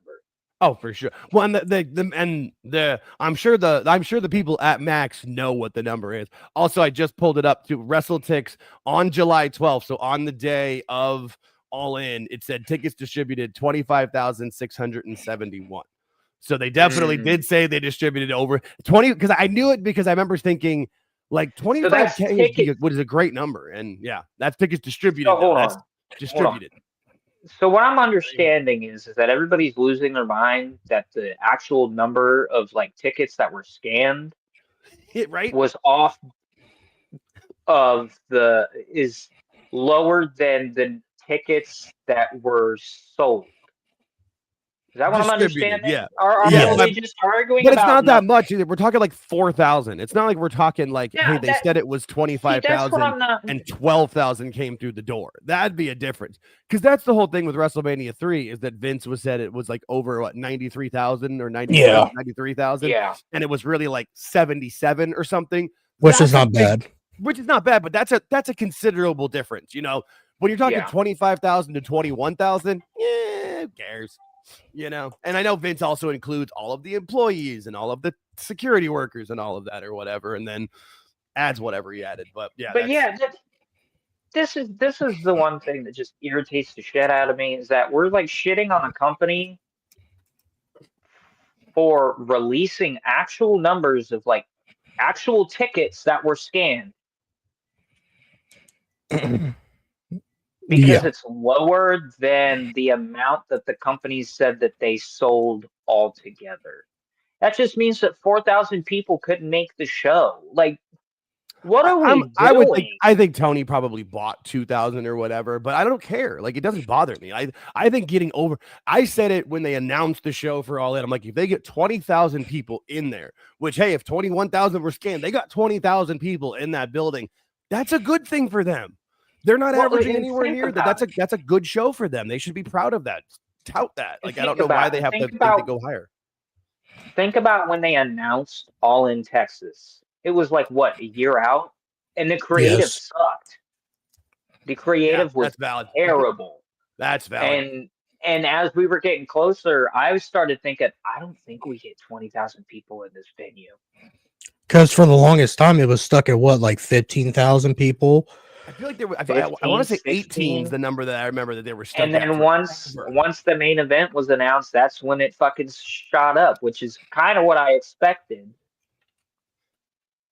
Yeah, and they had so much time to build it, but that's one of their issues is they rush their builds where, you know, instead of building a long-term storyline that pans out to there, like the storyline would have made sense to have it be Darby who beats Mox there because Mox took Darby's world championship shot at Grand Slam the year before, but that would have been a long-term storyline that could have paid off, but instead Darby decided to climb Everest. I don't understand. Like, I get that was something he wanted to do, but man, people in their 70s can climb Everest now because basically it's just a paid spa vacation because the Sherpas carry everything. It's like Homer climbing the Matterhorn, you know, it's the same idea. So, like, he didn't need to do that now. I really don't get that. It's not like the situation like Naomi. Like, she had to have the baby now because she's fucking pregnant now. Like, he could have climbed Everest. Well, maybe he couldn't climb it in 5 to 10 years. That's my bad. Maybe I'm wrong. As I say that, I'm like, he's gonna be in a wheelchair in 5 years. Yeah, I was gonna say that. Yeah, I realized that. You saw me. You literally saw me put that together in real time. I was like, yeah, he could. Oh shit, maybe not. Never mind. Fuck. Yeah, because we even talked in the real world, the kid gets hit by buses. So, like, even when he's not trying to do shit, he gets hit by buses. So, yeah, you know what? Jesus Christ. You know what I mean? Like, he jumps over shit, he jumps off the shit, and then he's in New York and gets hit by a bus. What? Well, he was healing a broken leg, right? He was recovering from an injury. Yes. My God. Yeah. I love the guy to really have it in for that little boy. I love the guy to death. I do, but what was it last week, Aaron? We talked about him. I said I don't see him walking in the age of 40. Well, and it's one thing if like you do like Jeff Hardy back in the day, like. Yeah, when you watch the highlight package, it seems like it happened every week, but he wasn't jumping off of a ladder every week. Like, those were at SummerSlams and WrestleManias. Like, they were saved for the right moment. You know, like, and Darby Dynamite in front of 800 people with the flamethrower too. Like, I just pull it back a little bit, save it, make it matter. That's the one thing that I did have to put myself in a different perspective to watch Dark State versus the Hardys, because I was like, oh man, yeah, fuck yeah, fucking Hardys. Then I was like, hold on, yeah, they're not the Hardys like they were. They're a little older, they're gonna work a little slower, and you're gonna have to put that into account, and you cannot hold that against them because they are older. Yes, and that's what I think everybody needs to realize ahead of time, that on the marquee, it says the Dudleys versus the Hardys. So scared for that. But at the same time, you need to put yourself into the perspective that it's the Hardys, the Dudleys versus the Hardys. But they're older. They're going to work slower. It may not fucking be there. It may not be what you expect it to be. And that is okay. Look at AJ Styles now. He admitted, like, I'm getting older. I can't do half the shit I do. Yeah, and he's figured out how to work his style smarter. Yeah. No, I would learn that. On the TNA wrestling on the TNA YouTube page, they post on the YouTube page yesterday. They had it's like an 18-minute video. I think it was from Impact, but I didn't see Impact this week. Of the promoting the match, and they're showing the old highlights and different stuff of it, and the entire time watching this, I'm just like, I just hope at the end of this, all four of them can stand in the ring together, like arm raised, like we're okay, like whoever wins, great, whatever. If everybody walks away from this match, we all win. I will say this too. I'm not really a big fan of this match having the titles on the line, but I get it. Because, like, you're not going to have... I'm going to be honest with you. I lost faith in Dark State a long time ago. And when I just started watching NXT, when this TNA stuff started like really like start molding and gelling together, when I saw that they were tag team champions, actually, you know what? I think I watched the show where they won the belts, and I was like, I don't think I like that at all. Yeah, their only thing that their big move is that they can. You never know which two you're going to wrestle, so it made sense to a point. But I'm not big on any like. I mean, these groups can try to do this kind of stuff. Yeah. So basically, we're doing like Freebird rules. Right, but with 4 of them, and they're supposed to be. Yeah, I'm not a big fan of them in general, but I mean, I get what they're doing to try to get all 4, like, because all 4 of them do look like studs and look like they've got a good future. But I'm wondering if maybe the Dudleys win the match at Bound for Glory, but then be like, that's it, we retire and vacate the titles. So then TNA gets their titles back to figure out for them, and NXT gets theirs back and figures out for them, you know, so then you don't have to worry about. I don't know how much longer the part, because I feel like sooner than later we're going to get it announced that TNA has got their media rights deal. I've been saying it for a while. I think it's going to be announced for the end of October, and we're running out of time, but I think Bound for Glory would be a perfect time to make that announcement. And that's why George and I are going to do a watch along on our spaces for Bound for Glory. Cause I'm watching that show. I'm excited for that show, but yeah, I'm wondering what's going to happen with the belts after that. If the Hardys win and they keep them and they keep wrestling, fine, but the Dudleys can't keep wrestling. Devon doesn't want to wrestle full time. I don't think he wants to do this. If they fucking did that, oh my God, I could already hear JD from NY crashing out. Oh, Jesus Christ. Well, I mean, that's his move. That gets him his views. I get it. Yeah. I just don't have that much anger in me. For such a small man, he's so mad. Like, I'm not a big guy. I'm like 5'10" and like 205 pounds, but like, I just don't have that much anger in me. See, Aaron, I'm not the only one calling him a midget. Oh, no, yeah. Just sit here. Trippy Jerry? Oh, yeah, no. Dick, you tiny dick little prick. You want to call me fucking short? Listen here, buddy. I get more viewers than you will in an entire lifetime. And I respect that about him. I'm not going to say he's JT. I just don't understand that. Why is from doing that now? I'm starting to hurt my neck doing this like tiny little JD. But what was you gonna say, Jake? No, I don't understand. Like, when I see him, like, why is he the Atlanta Braves, but he's from New York? It doesn't make any sense. Oh, gee, yeah. I just don't get that. JD from NY, but he's always wearing a Braves hat. I don't know. I got no problem with the guy. I'm not a fan of what he does, but I'm not a fan of being yelled at in general. Like, I'm in my 40s. I've been yelled at enough.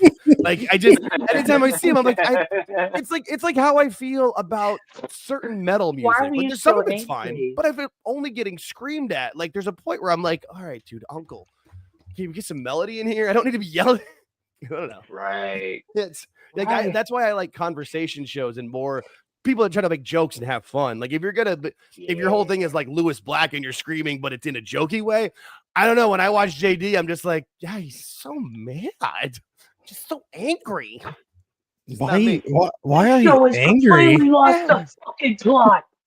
Yeah. And he just went from he was angrily defending AEW, and now he's just angrily not defending AEW, but he's still just doing it. So pick a leg. It's just so mad. That's why I love about Jason on Twitter. He like showed clips of him crashing out, and I watched one a couple of days ago. I was like, why am I getting yelled at? Yeah, that's it.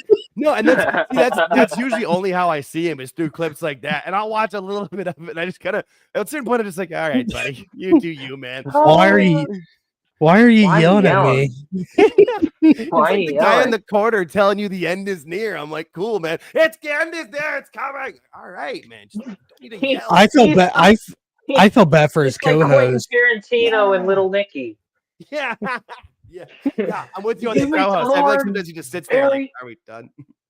Yeah. Yeah, that's just screaming. His co-host just sits there, goes, okay, he's screaming.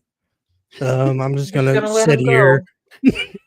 It's kind of like Alvarez when Dave's just having a mini stroke over here when he's yelling or going off and yelling about and talking about numbers or saying, and Alvarez just has to sit there and take it. Same kind of idea, I feel like, with JD's co-host. Oh, but yeah, every time I see a clip, I'm just like, how do you scream this much? And I feel bad for his neighbors, man. I mean, if he lives in New York, it's not like the walls are very thick. Maybe he's in a basement in like Queens or something. I don't know. Just so much yelling. Live from his mom's basement or whatever. Yeah. I mean, I'm hoping he's in like We're somewhere that's soundproof. We're at the beer garden. And then I saw that I saw somebody posted that I saw that like it was that Russo had him on his show. Like Russo is a word. Jesus like Christ. Yeah, I know. Like that's literally okay. So there's very few things in my life that I would be like, oh no, that's like my own personal hell. Those two yelling at me about wrestling, yes, that's my own personal hell. I'm pretty sure. Just like one, you got one of them on each shoulder, just screaming at you. Just, oh God, I'm sorry. I'll put the milk back. God damn. Whatever. This story, bro, absolutely makes no sense. Why are you still watching, this bro? This is wrestling. Oh God, just screaming. No, I just like that was. That's how I got blocked by Conrad. Actually, I got blocked by Conrad last year because he posted. I was following. I don't mind Conrad. He is what he is. Like if you watch the old episodes of Something to Wrestle With, he was great. Once they got that TV show on the network, he got too big for his britches and has become. He thinks he's important, but.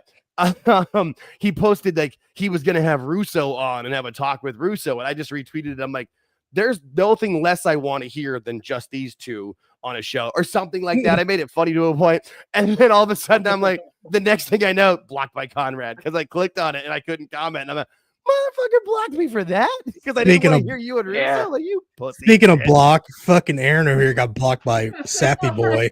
Oh, nice! Welcome to the club. All right. Tell Jake how you do it. Please.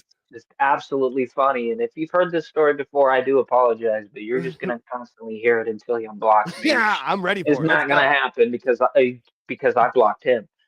So it was during there. We were doing the show. Was it during WrestleMania weekend? It was around there.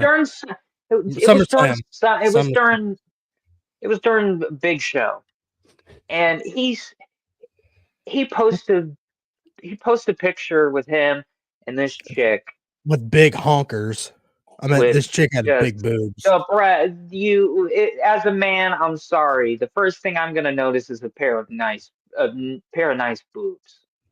So I thought it was gonna be fun. I thought it was funny, and I commented, "Tell us the real reason why you're going to lunch." And he comments in a shitty tone. Of course. We're just friends.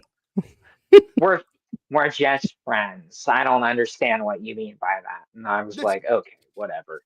And then I go to look at like whatever's happening that weekend and seeing if he's reporting on it and shit. And it says Sean Rossap has blocked you, and I said, all right, that's cool, bitch move, but whatever. No, he also says something about, oh, it's okay if you're taking an OnlyFans girl out to a date or some shit like that. Yeah, I said it's okay that you're taking an OnlyFans girl out to dinner. We get it. She's trying to get a job. I forget which. I'm pretty sure it was Thanksgiving Day last year. He started going after George on my co-host, and we're like, dude, it is Thanksgiving. It is a holiday. Go be with somebody who cares about you than yelling at people on Twitter. That is so weird. Bruh, did you guys see him take the world's shittiest stunner? Oh, by Shotzi? Yeah, I think so. Oh, that was the one thing about the MLW show that I did not like. Yeah, I saw that clip and it was just they had they had this thing that they called the graveyard shift with Shotzi, and like it had a bunch of like random ass run-ins, and then this one guy named El Gato who's got this tequila, and then fucking Shotzi takes a shot, and it looks like it knocked her immediately on her ass.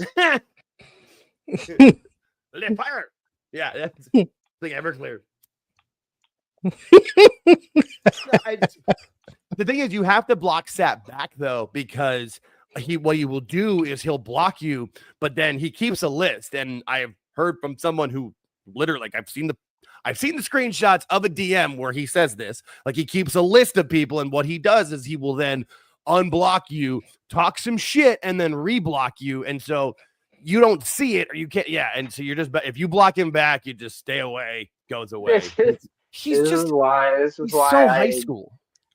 This is why Sean Rossap will never like affect me whatsoever, because he could sit there and talk shit, and I'm just gonna talk shit right back, and I'm just gonna have the same zinger of it's okay, buddy. You're just going through withdrawals. It's all right.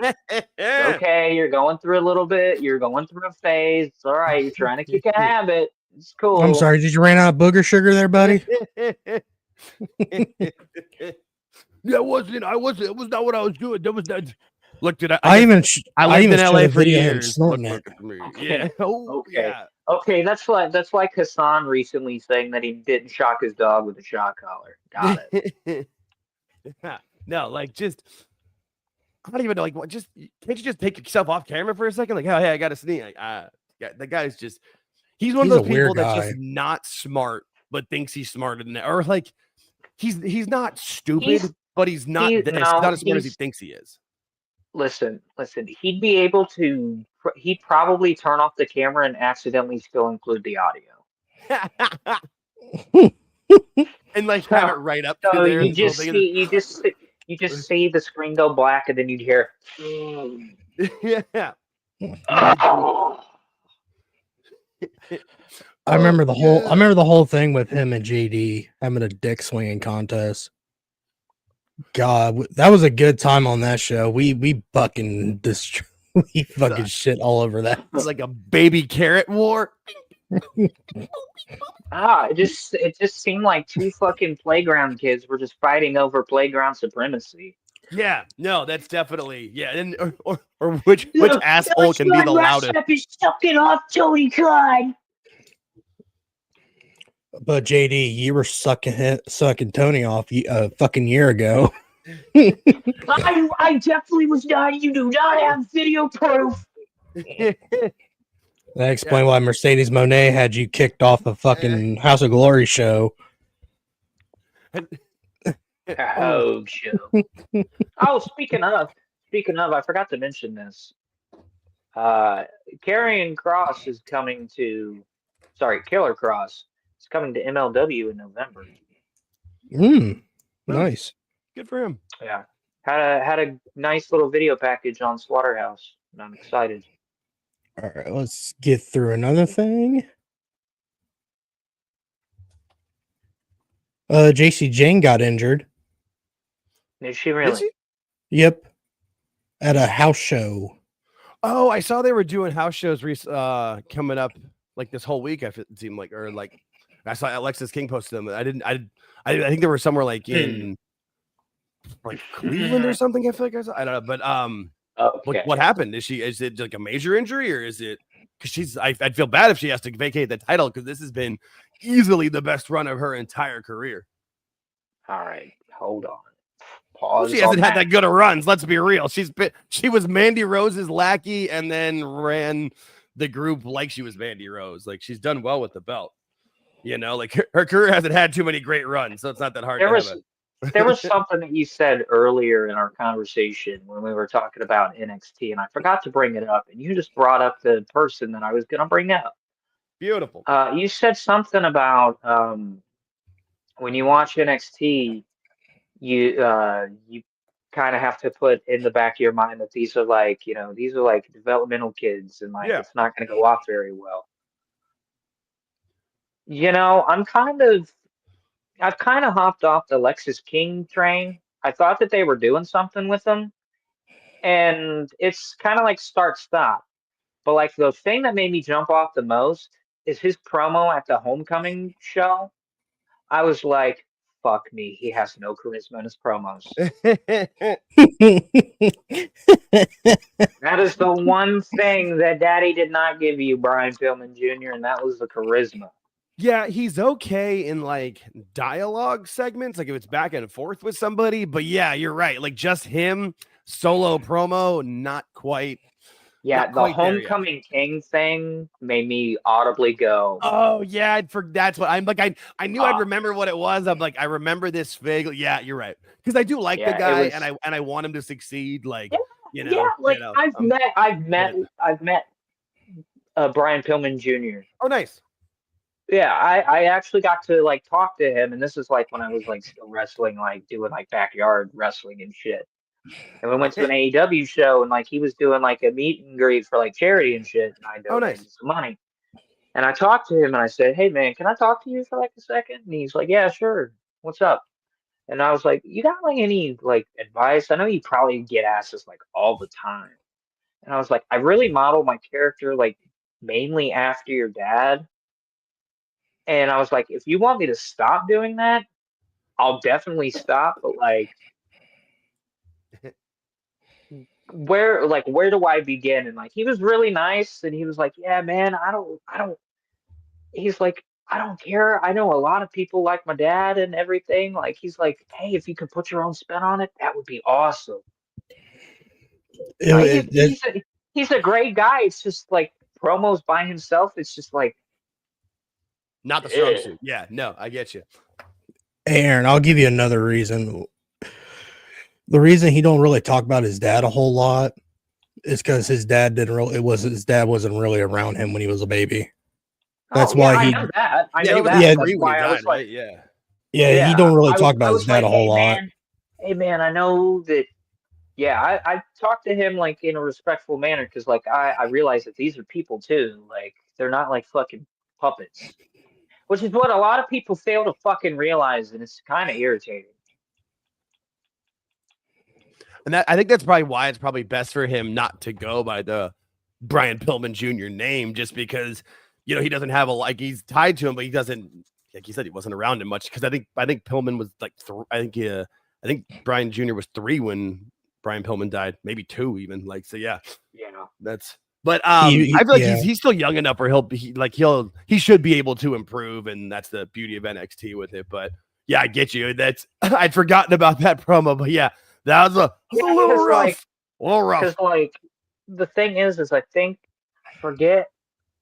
I probably have the timelines like really fucked up, but I think that there was like a really short span in between of Lexis King coming into NXT, and then boom, Ethan Page is like right fucking there, and like their trajectory is like fucking night and day.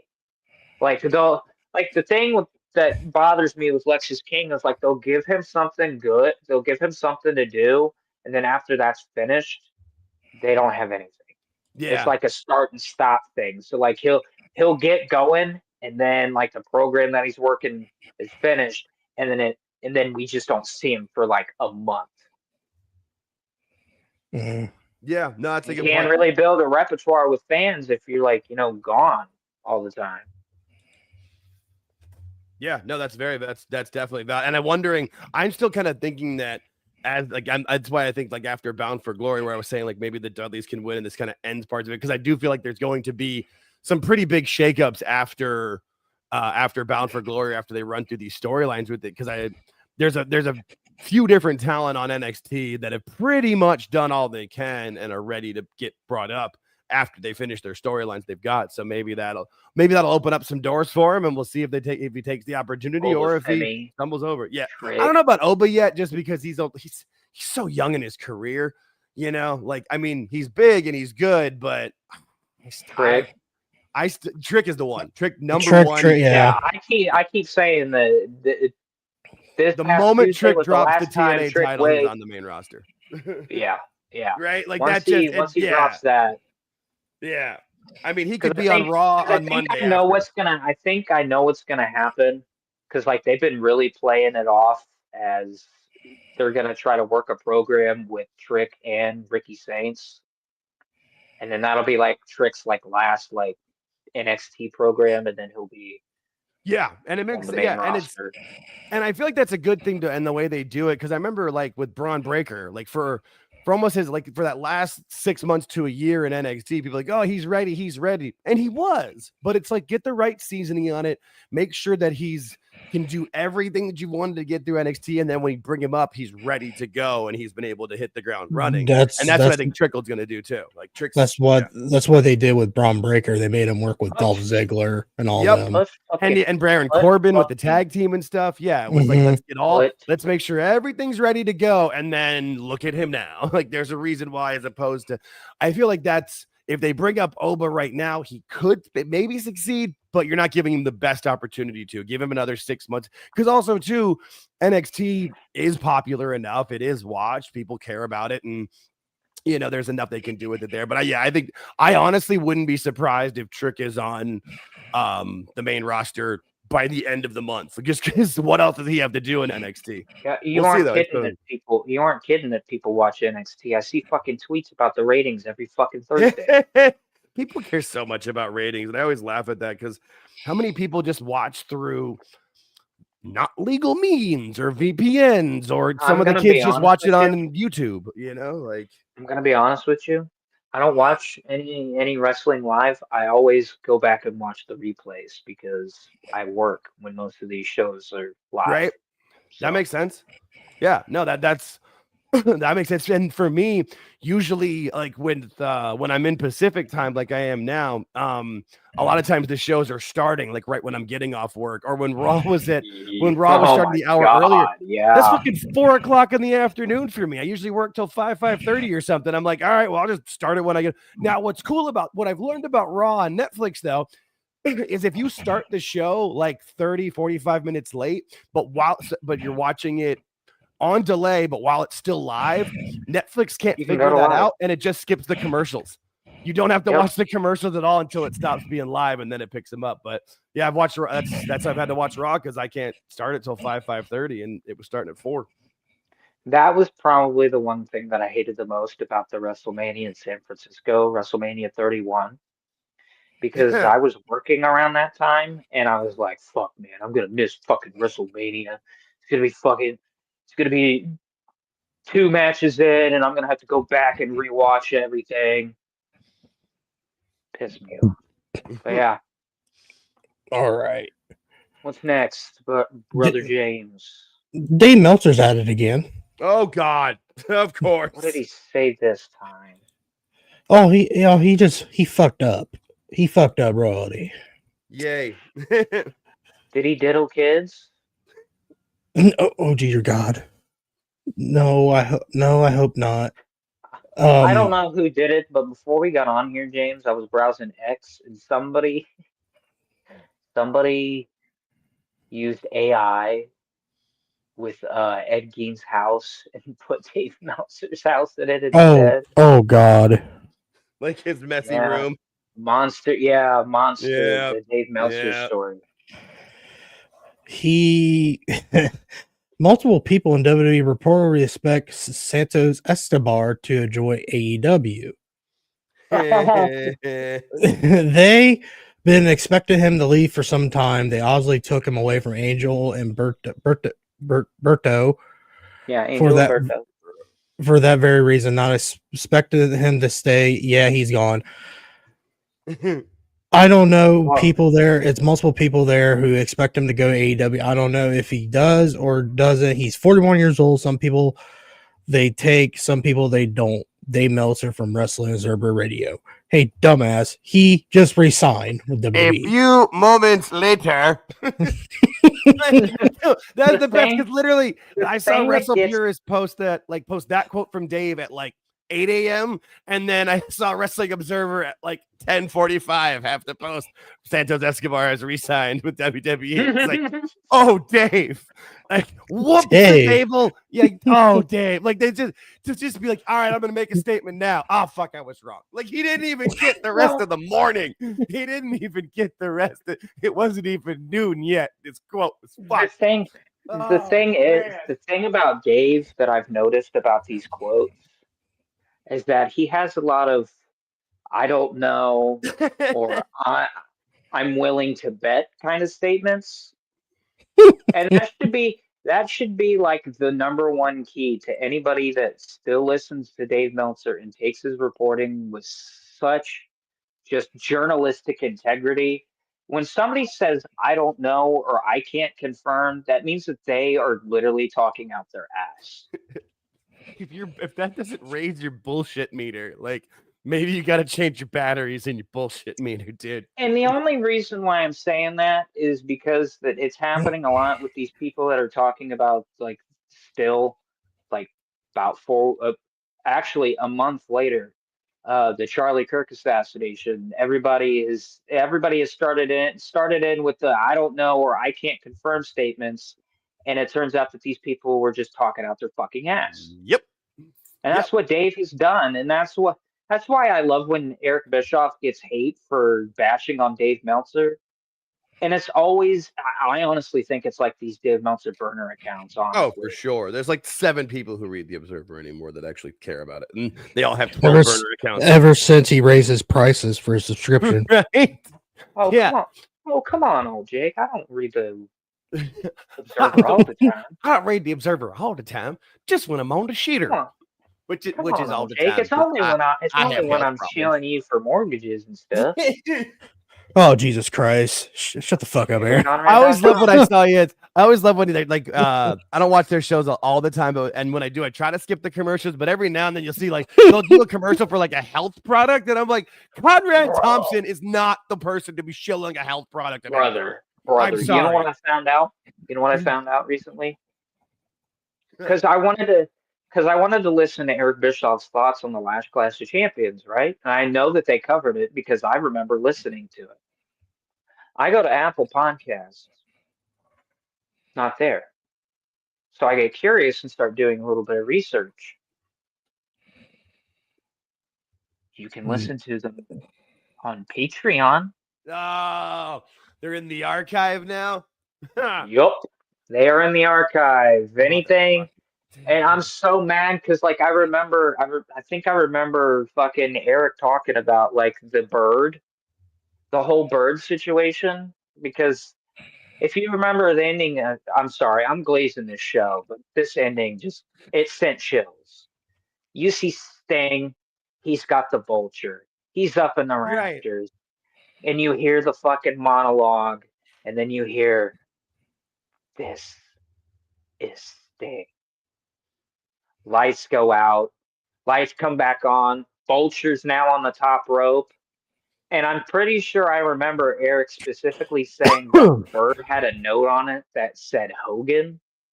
But the bird kept trying to attack everybody and was shitting everywhere.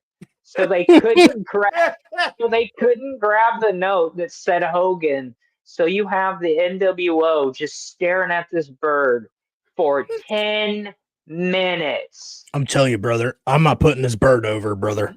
Hogan wasn't even there. Ain't doing no job for no bird, brother. I'm just saying. You want me to do? But I mean, everybody's got to do the job for the bird shit. Like, I'm not going over there. Oh, fuck. Let me tell you something easy. I am not doing a job to no fucking vulture. I didn't do a job for Coco Beware. I'm not doing a job for Sting's fucking bird. I'm not going to do any job for no vulture. Fast forward to Bash of the Beach 2000. Oh, God. I'm not doing. Remember what I told you in '97? I'm not doing a job for no vulture, brother. I'm not doing a job for no Jeff Jarrett. Oh, good God. I'm not surprised, though, that Conrad's like nickel and diming his people. Like, that's what he does. Like, that's... Yeah, that really kind of upset me because, like, since I've he's been he's a walking billboard. Yeah, since I've been going on this journey, or is he a hover around the billboard? Because here's this. What did you say? He said, "Is he a walking billboard?" And I said, "Or is he a hover rounding billboard?" Just that's really mean. It's not my fault that he's such a fat bastard. Like, if you're gonna be on camera so much, just go get the lap band or something. Just, I don't know.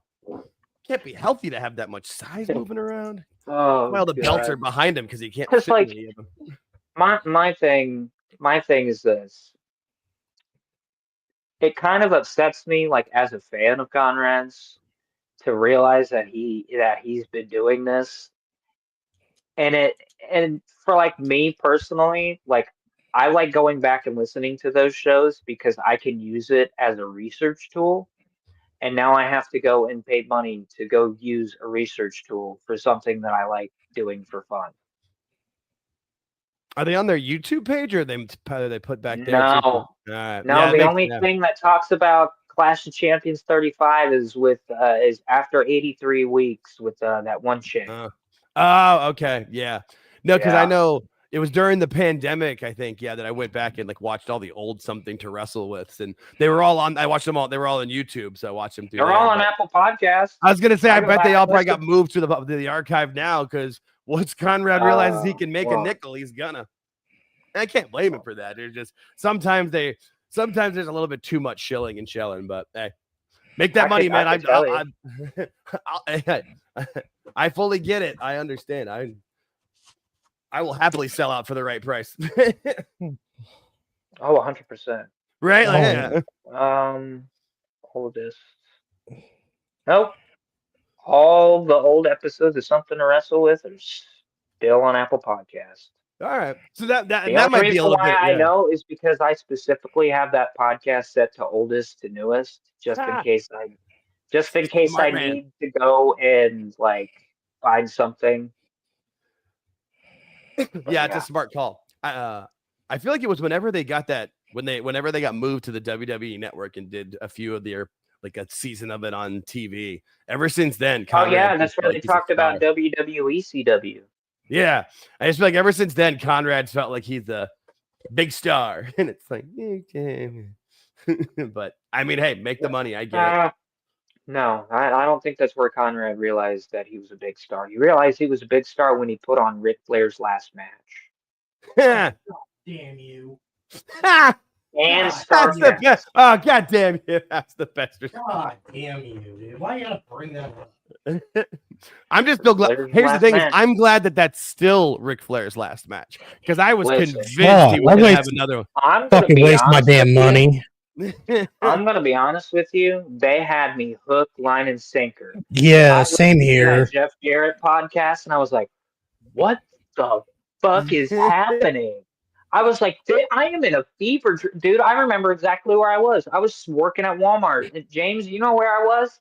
I was at the Sydney Walmart helping with their fucking remodel when that dropped. Bro, I listened to that podcast 3 times that night. 3 times. I was like, what the fuck is happening? And then when I got home, I actually watched it and I was like, oh, wow. It was so fuck. It was so bad. I thought Ric Flair actually died in that fucking ring. Oh, he did. He did? He did? No, I'm kidding. I know he passed out twice. I wouldn't have been surprised. Like, for fuck's sake, like they said he passed out. Like there was parts that he was dehydrated.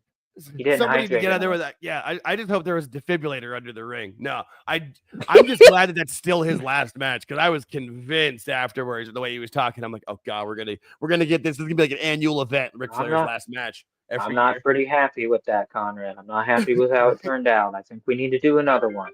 No, we're good. We're good. Oh, come on, Rick. Well, I think we're good.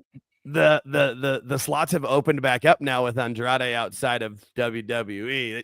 They could have a rematch. Oh fuck!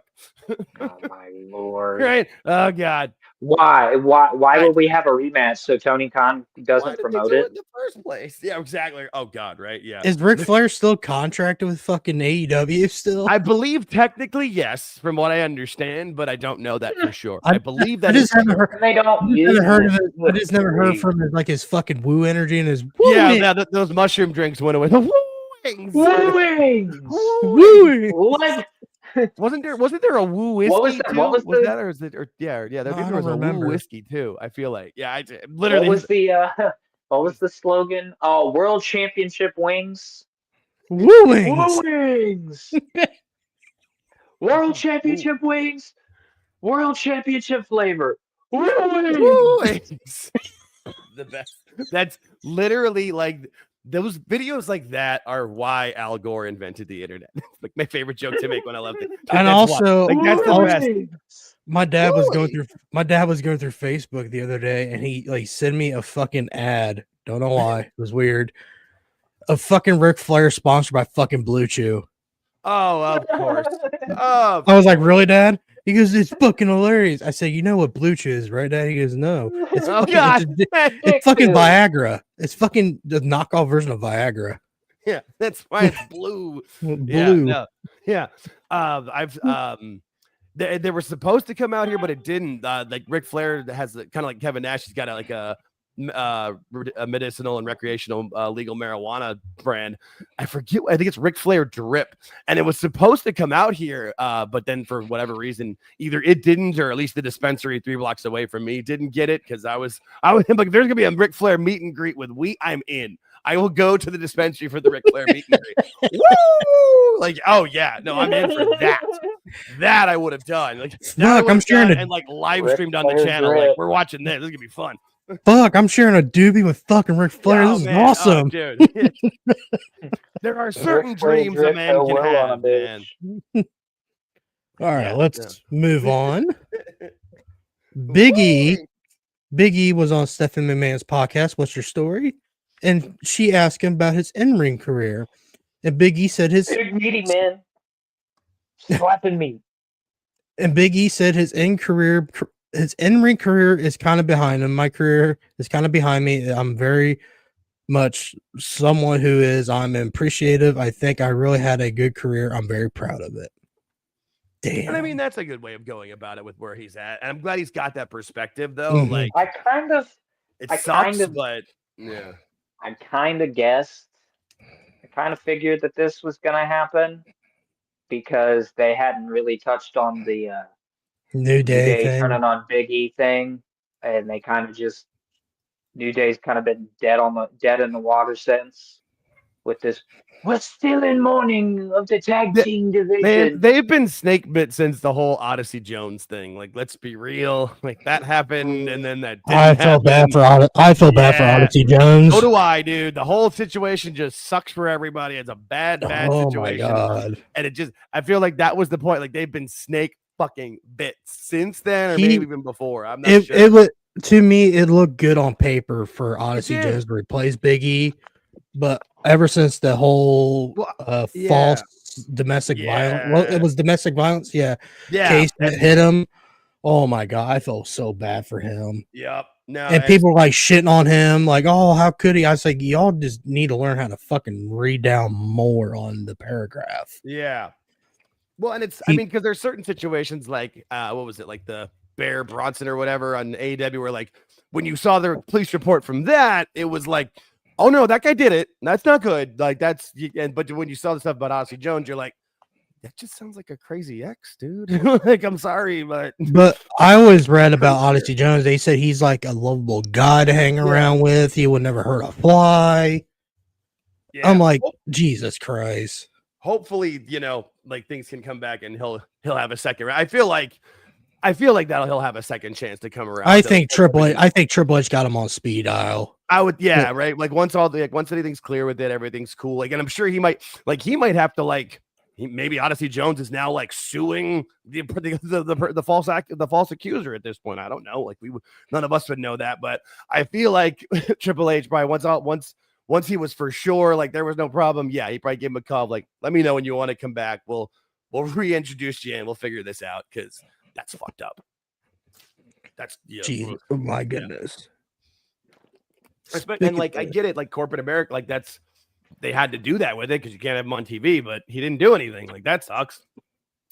Yeah, people were like shitting on WWE because of it. But but those people were looking for a reason. Most of those people really are. They're just looking for a reason. They're just sitting there like, give me anything too.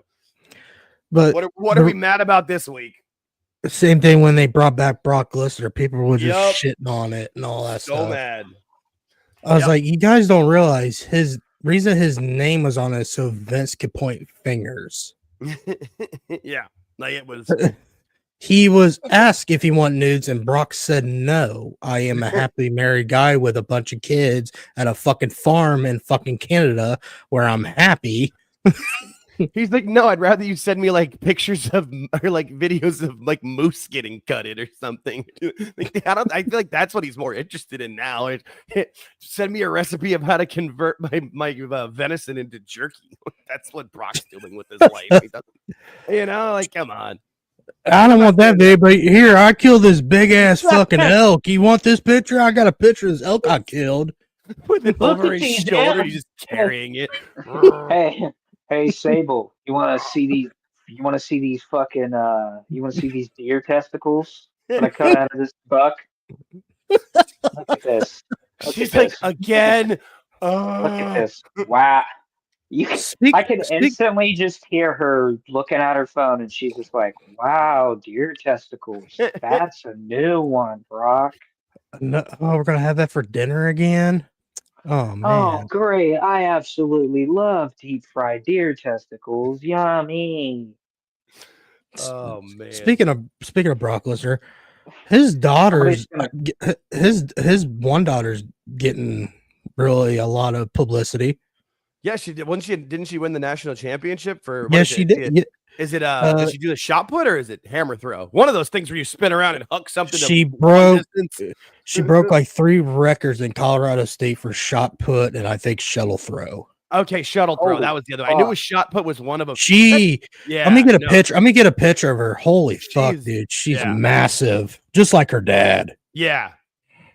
Could you imagine though, like if you were going, if like you're into imagine dating her. Imagine trying to date her and then you just meet her fucking dad. I'm pretty sure I saw a picture recently where her boyfriend proposed and he's a big football player. And you're like, all right. And you're like, Jesus, if they breed, they're going to breed an army. Dude. Like, could you just imagine? Could you just imagine, you know nothing about like UFC and WWE and you're dating Brock Lesnar's daughter and like it's the first time meeting the family and like and you're like me, you're like this pencil neck geek, right? Like 120 pounds of nothing. Here you go. 120 pounds of nothing. And you see this behemoth of a man just answer the door and he goes, "Oh, hey, how you doing?" Good. God, she looks just like her dad. So yeah, no, she's in a relationship with the center of the San Francisco 49ers. Oh, wow. Cool. Yeah, Drew Moss. That's who she's in a relationship with. So yeah, so that makes sense of why they're in. I knew I saw a picture of them like at, I think it was her prom or some event where whatever she was getting an award or whatever, and she was in a dress and he was like, and I'm like, oh good, at least her boyfriend's like, a huge beast too, because you'd feel bad if she was dating a pencil. She's dating a pencil that geek, she's just bouncing him around like bang, bang. Yeah, no, I knew it was some football player. I didn't realize he was in the NFL. That's cool. She fucking spins him. Yeah, Jesus, right? Babe, put me down. Yeah, no, Maya Lesnar, dude. I'm looking at her. Imagine her being a wrestler in WWE. I feel like it's one of those things where there's an open and there's an NIL contract with her name on it that she knows when she wants to, she can sign it. Like maybe I would assume she's probably going to try something for Olympics. Maybe, I don't know. But yeah, she's got shot put, hammer throw, discus, and weight throw. Like she's got, good Lord. She's if I was her, carve your own path, young lady. Yeah. Right. Like, hey, shoot. Don't come. First of all, never met Brock, never met his family. I'm pretty sure they're decent human beings. Oh, if I was Brock, I'd be sitting his daughter down as soon as like WWE tries to have that conversation and go like, "Baby girl, this is not a business I want you in. These fucking fans are gonna be fucking cruel, and I don't want to have to destroy a motherfucker." Yeah, we'll see. I would assume that the contract's open if she wants it, but I feel like she's at what the business did to fuck me. Never heard of him. No, who did he ever beat? Who's fucking Ric Flair's son that was in WCW? Oh, David Flair. David. Yeah, but that's not the same business now that it was then. Though. Not the same business. Look at what they did with David. Yeah, but like at the same time, the NIL program. The NIL program is amazing from what we've seen in the payouts with it. It's a if it's done right now, it's a different world. I mean, especially with what WWE is trying to do with college athletes or any athletes with it. Honestly, it's not the same world. I totally understand where you're coming from and agree with you on that. It's just now, and I feel like that's where Brock's got smart enough lawyers and with Heyman involved that if she does sign a contract, it's going to be nice. She's going to have a good a sweetheart deal. Oh yeah. That's not what I was like talking. I forget now. God damn it. You brought up David Flair. We all got red faced. David. No. It wasn't like back to the Wrestling Bios channel with David Flair. Oh man. Yeah, it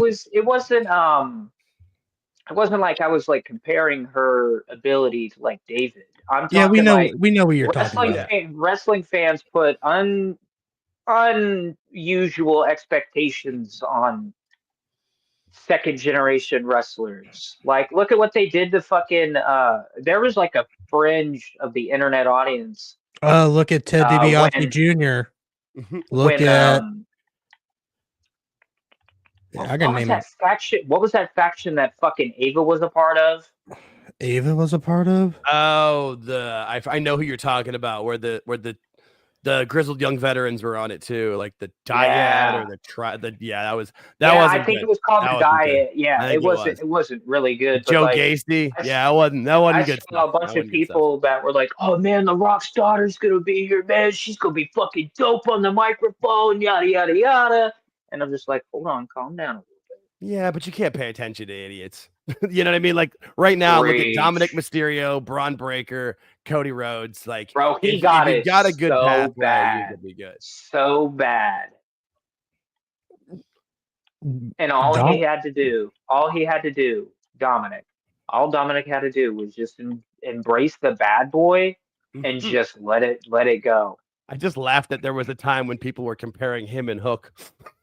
I think that happened. People were like, legitimately, who's gonna? And Hook is the exact same person today he was when we were making that comparison. And Dominic Mysterio is a double fucking champion and on every single Monday Night Raw and getting massive reactions. Yeah. Oops. Yeah, again, and again, that's when you have the right system around you. I mean, we talking about sports earlier, and like with the NFL, you see it sometimes with certain players or whatever, where they look like shit in a terrible team. You get them under the right coach or the right system, and all of a sudden they blossom and they're winning games. Like, you know, is it Baker Mayfield? Yeah, he was down in Tampa Bay. Now he's winning games and looking like he's not a piece of shit.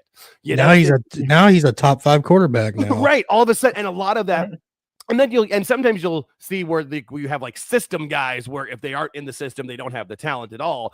But if you have some talent and you're put in the system that can do that, it's the right thing. And Dominic's like the prime example of knowing of them figuring out and making it work with it. Because when he was a babyface, like he was so awful. Cringe and horrible to watch. Like there's nobody who's turned their career around so well, so fast than he did. I mean, the only other comparison I can think of, and you don't want to put this up, but like when they made Rock turn heel and, join the Nation of Domination, it made him a star. And it's the exact same thing with Dominic. With the moment he kicked Edge in the balls, his trajectory has changed, and he is now. Then he lost his shoe. Then he lost his shoe kicking Edge in the balls. That's good. Yeah. Hey, you gotta lay it in, man. Make it look real. Hey, it's good for the business if you really lay it in. Little black guy, little bloody nose, good for the business. Most of the time. Yeah. No, I love that trajectory. I'm happy. I love to see it for him because obviously the kid puts in the work. I mean, when they saw it, when he was first in Judgment Day, they were saying his schedule, he was working the Raw shows, they were still doing house shows, and he would work NXT on Tuesdays. He's like, let me get as much work in. Repetition is key. Like he understands and has put in the work, and it's now paying off. He's, the AAA Mega Champion and the Intercontinental Champion. Good for him. And the AAA Mega Campeon. Yeah. Which I'm loving those AAA shows that they're putting on YouTube. Like So I've watched all 3 or 4 of them so far. They've been great. You know, they're not. I don't think I'd want to watch that every single week, but they give me the storylines going in. Conan's great with his little comments and tells you why certain things are happening in the storylines, who this person is, what that person's about. I've also run into people on Twitter that have been really cool about it. I've had multiple people, when I post something about it, they'll like tell me more about the storyline as opposed to gatekeeping me of like, oh, you don't know who this is? Google it. You suck. Like a couple, I think the last show, there was like one of the refs with suspenders and he had a whole backstory. And I'm like, oh, that's cool. And then some guy tells me the whole backstory and I got fully invested into it. I'm like, this is awesome. Hey, we can all actually, bring people in to watch your show versus like the old ROH fans that used to gatekeep, or now the AEW fans that gatekeep. Gatekeeping is not good for anybody, especially when you're trying to make some money. I know Tony has infinite dollars, but at some point, he's not going to have a network. Alt Jake must have not heard my run-in with Tekla fans. Oh, no. Give him the backstory. Tekla has fans? Okay, so, again, for those of you that have been here and have heard this story before, I apologize. So, when Tekla made her debut, I made the mistake and made the comment of, I don't know who this person is. Could somebody please fill me in? I said, I literally said, I mentioned something about her. I was like, not really interested in Tekla. I think she's just gonna turn out just like any other woman on the AEW roster. She's just gonna get lost in the shuffle. And this one person came at me and was like, you don't know who fucking Tekla is. She was like from fucking Stardom, and she was like this, and I was like, that's cool. That's cool. Could you just send me a video package of highlights? That's all I asked. Oh, I asked for fucking video highlights because I was like, I don't know who this person is. I just need video highlights. And this what should I watch? Like, point me in the right direction. Is there a match or two? Yeah. This person goes, it takes 5 minutes to Google Tekla and you'll figure it out. And I was like, what the fuck? I just asked for just give me fucking highlights. That's all I asked for. I don't want to I don't want to watch the wrong video that's not going to give me what I'm. Yeah, no, the gatekeeping it's just pathetic. I mean, I'm a big fan of music and was into more underground stuff when I was in high school and college and stuff. And a lot of people in that scene would always gatekeep when you try to bring new people in. It's like, hey, if they like this, they might be able to, we can convert them to what we enjoy and maybe like help these bands make some money so they're not traveling to the roads in broke down vans, you dumbasses. But right. All right, I got one more thing, then we'll get to our main event. Oh, nice.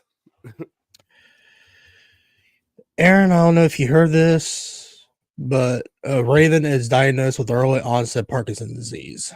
Oh no, I hadn't heard that. Poor Raven. Yep, WWE ECW legend Raven diagnosed with early onset Parkinson's disease.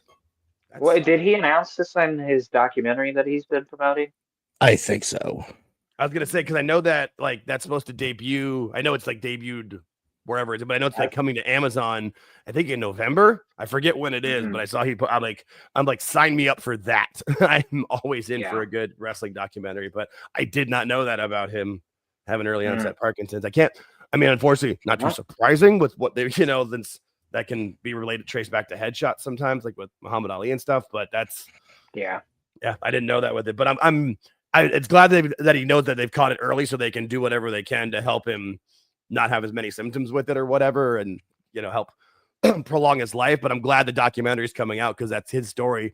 He's kind of one of those ones that didn't, since his WWE run was kind of shit, he kind of gets lost in the shuffle a little bit sometimes in history. I'll tell you right now, his ECW run was his best run. His WCW run in the beginning was just very kind of. It was like a diet version of the ECW run. It was like it was toned down version. Yeah, he was doing these like cryptic promos, and I'm just like, I'm not following, brother. I'm not understanding. Like, and then he would like interfere in like Stevie Richards' matches and just beat the shit out of him. And I'm just like, okay, yeah. And the flock looked more like smelly than scary, you know? Like they're just, you know, got just like got Billy Kidman over there itching himself to death. Yeah, right. I'm just like, I just feel like you guys stink, and I'm not scared of you. I just want to be like where I can. It wasn't. Billy Kidman stunk with that fucking shooting star press. Okay, give him a fucking break. Good lord. Oh, it's bad. Yeah. He could have went with a different fucking move. All I can say. Yeah, his percentage on that sometimes was a little. He would hit it for a while, and then it's not that's one of those things though. Like when you don't hit it, you really don't hit it. Just ask. I think ask Evan Bourne. I think his problem is he leans in his back too much when he does it. Yeah, and I feel like their ropes weren't as tight as they need to be sometimes. Yeah, they were looser, and yeah, I feel like you needed to have that balance right because it's all about your jump off point. If you don't have the right balance under that, you just kind of do like when Evan Bourne slipped when he tried it and just whoop. You know, if you lose your feet, yeah. Ass over tea kettle, I believe, is the phrase. I like it when Billy Kidman did execute a perfect fucking shooting star press onto the ropes. I remember that. Yes, I do. Oh, he's doing it. That's the ropes, Billy, not the opponent. Yeah. Just a bit outside. I kind of did enjoy the flock because you think about it, they had Perry Saturn, they had who else? Stevie Richards, Raven, Billy Kidman. Who was that? Loki. I think Loki was in there. Loki. Who was that big guy in there? Oh shit. Started with an H, maybe? The big bald guy? Hold on. Fuck, what the hell was his goddamn name? Ravens flock. Yeah, maybe started with an R? Yeah, the very big, tall guy, that Goldberg. Yeah, I know exactly who you're talking about with those jean shorts. Give me a second. Right?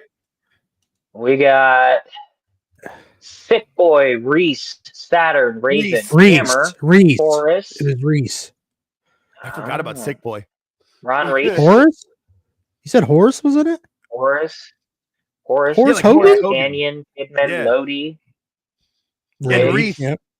I'm looking up Reese, who was also the Yeti. Same guy. Yep. That's what it was. I'm like, that's where, that's the Yeti. Walking. I forgot Horace was in that. I had forgot about Horace Hogan too, but yeah. Speaking of the Yeti, real quick, I had to explain to James the finish of Halloween Havoc 1995. I said the Yeti and the Giant are butt fucking Hulk Hogan. I told him I wish I was joking, but that's literally what it looks like. Hulk Hogan getting butt fucked. Made him a Hogan Sammy. Oh man, Ravens flock. There's Ravens flock. Yeah. Well, I am excited for Ravens. I'm excited for Ravens for the documentary for sure. I think that'll be good. Yeah. But I'm a sucker for documentaries. I can admit that. Especially the older I get, the more I love them. You know, and we don't get enough good wrestling content. I feel like that's why I will always support Dark Side of the Ring, even if some of the episodes aren't the best. I'm like, the more content we have like this that people are watching, the more will get made. And that's what we get. That's like same with like Queen of the Ring. Like, yeah, go and support it. We'll get more of this kind of shit. So I'm excited for Ravens. The movie. Iron Claw. Yes, that was. Thank you. I'm like, there's another one. I couldn't think of it. Thank you. I appreciate that. That is exactly the other one, which is a good movie. I mean, really good. I only know because I watched it recently on Max. I legit cried. Yeah, there's parts of it that got me. Like, yeah, Queen of the Ring's good too. Like, it's not great, but it's an enjoyable movie. Like, it's fun. You can tell it's made by people who love wrestling. Tony Storm made an entire second career out of this. She really did. Yeah, and honestly, Camille's great in it. Camille is viable as an actress, and her wrestling scenes are great too. But for me, when I watched that movie, I was like, you just mentioned somebody that needs to be put on milk curtains. Yeah, that's right. Honestly, I think the last time I've seen her was when I watched Queen of the Ring on. Yeah, that's it. I haven't. The last time anybody wrestling related, the last time anybody saw Camille was when she got written off TV or whatever. She was with Mercedes. Yeah, and she like ran over people's feet or whatever. Yeah, that was so bad. Yeah. And then here's another one. Here's another woman, Diana Peraza. Where she's at? Oh God, the virtuosa. Yeah, no, I mean, I literally think she went back to school was what I saw because she did. What use, she right? did because there was go get education on Tony's money. I love it. There is I think it's an SNHU commercial with her on it. Ha! That's great. No, I didn't know that. Hey, that's smart. Go back to school. Get whatever degree you can. If Tony's paying you now, fuck it. Like, you know, I would use it. Speaking of Iron, fucking funny. Go ahead, James. Speaking of Iron Claw, the one scene that got me when Carrie cries at the end when he lost all his brothers and all that, and his boys came up to him and goes, "Why are you crying, Dad?" He goes, "Well, I lost my brothers." He goes, "Well, we could be your brothers." Oh my God, that got me really hard. No, that was the way they did that, and like this, but the scene that really got me was like spoiler alert, right before when all the brothers are in heaven when they meet and they get jacked dead. Oh man, that's the and the way they did that, I thought that was cool. Because obviously none of us have any idea what happens after you die. I know people claim they do. You don't. None of us really know because you got to actually die to get there. So I thought that was really done how they did it, where it was what would be heaven to the brothers to be together on that lake and then get to meet their youngest brother. Like I'm getting choked up thinking about it now. It's a great scene. No, I thought that movie, people who like didn't like it because of the historical parts of it, like, dude, it's a movie. Like that's why it doesn't say based on a true story. It says inspired by a true story. Those are two completely different words. People just didn't understand about the Von Erichs, how they changed Dallas wrestling back in the 70s and 80s and all that. Yeah, no, and there's some really good documentaries on them too, that you can find on YouTube that like were done by like Dallas TV stations in the 80s and 90s. They're not the best video quality, but like the heart is there, and they've got good highlight packages of people, and you can see all those great shots of 80s and 90s Texas hair and all the dress. Oh, it's great. I love the person I hated the most in that movie was their fucking dad. I was like, damn, I really hated Fritz so much. Yeah. Which I mean, I feel like that's for a reason. Yeah, you're supposed to. But I also feel like they at least kind of give you a reason behind the drive. Like you don't empathize with him, but you can at least get it to a point of why he is the antagonist. And yeah, no, the movie was done very well. I really enjoyed it. I've watched it like 3 times. I said the wrong brother's name, right? I said Carrie. Carrie, you made Kevin. Yeah, I got you. Kevin, I got you. Thank you. I picked you up. I got you. I forgot about Carrie losing his foot in the accident. Oh yeah, in the motorcycle accident. Yeah, and he had to wear a prosthetic. Yeah, it's crazy when you know like which match. Like you can watch WWF matches where he doesn't have he's got 1 foot, and you wouldn't know. Like I had no idea until probably sometime in the 2000s when I heard that. Like I'd never heard that rumor before, and that's insane. Well, the one scene that also pissed me off when Carrie killed himself, and the dad just he just stood there, and you hear Kevin just screaming, "Why didn't I watch him? Yeah, I told you to watch him." Oh my God. Yep, not good movie, man. I was like, "Fuck you, Fritz." That's that old mentality, man. That old Depression era mentality, man. Those are their mom wasn't even that. Their fucking mom wasn't even that good of a person either. I mean, that's unfortunately with the way those people were. They lived hard lives, man, and you had to suck it up and move forward. And unfortunately, that probably wasn't the best move. The one thing my dad laughed about is the guy that portrayed Ric Flair in that movie. Oh, made me laugh. I was like, oh my God, they got this guy to play Ric Flair. I feel like I haven't heard anything. I feel like there was like they'd cast somebody else who like maybe didn't show up, or I don't know. This guy was super skinny. He was so skinny playing this character. I was like, oh my God. Yeah, that wasn't that. All right, let's get to the main event. We're going to talk about 2 pay-per-views. We're going to review it, and we're going to talk about the match cards and see who you think is going to win the match. I want to start with Bound for Glory. Let me get it popped up. Oh, why? Come on. There we go. God damn. I'm pulling an Aaron over here. Hey, watch it.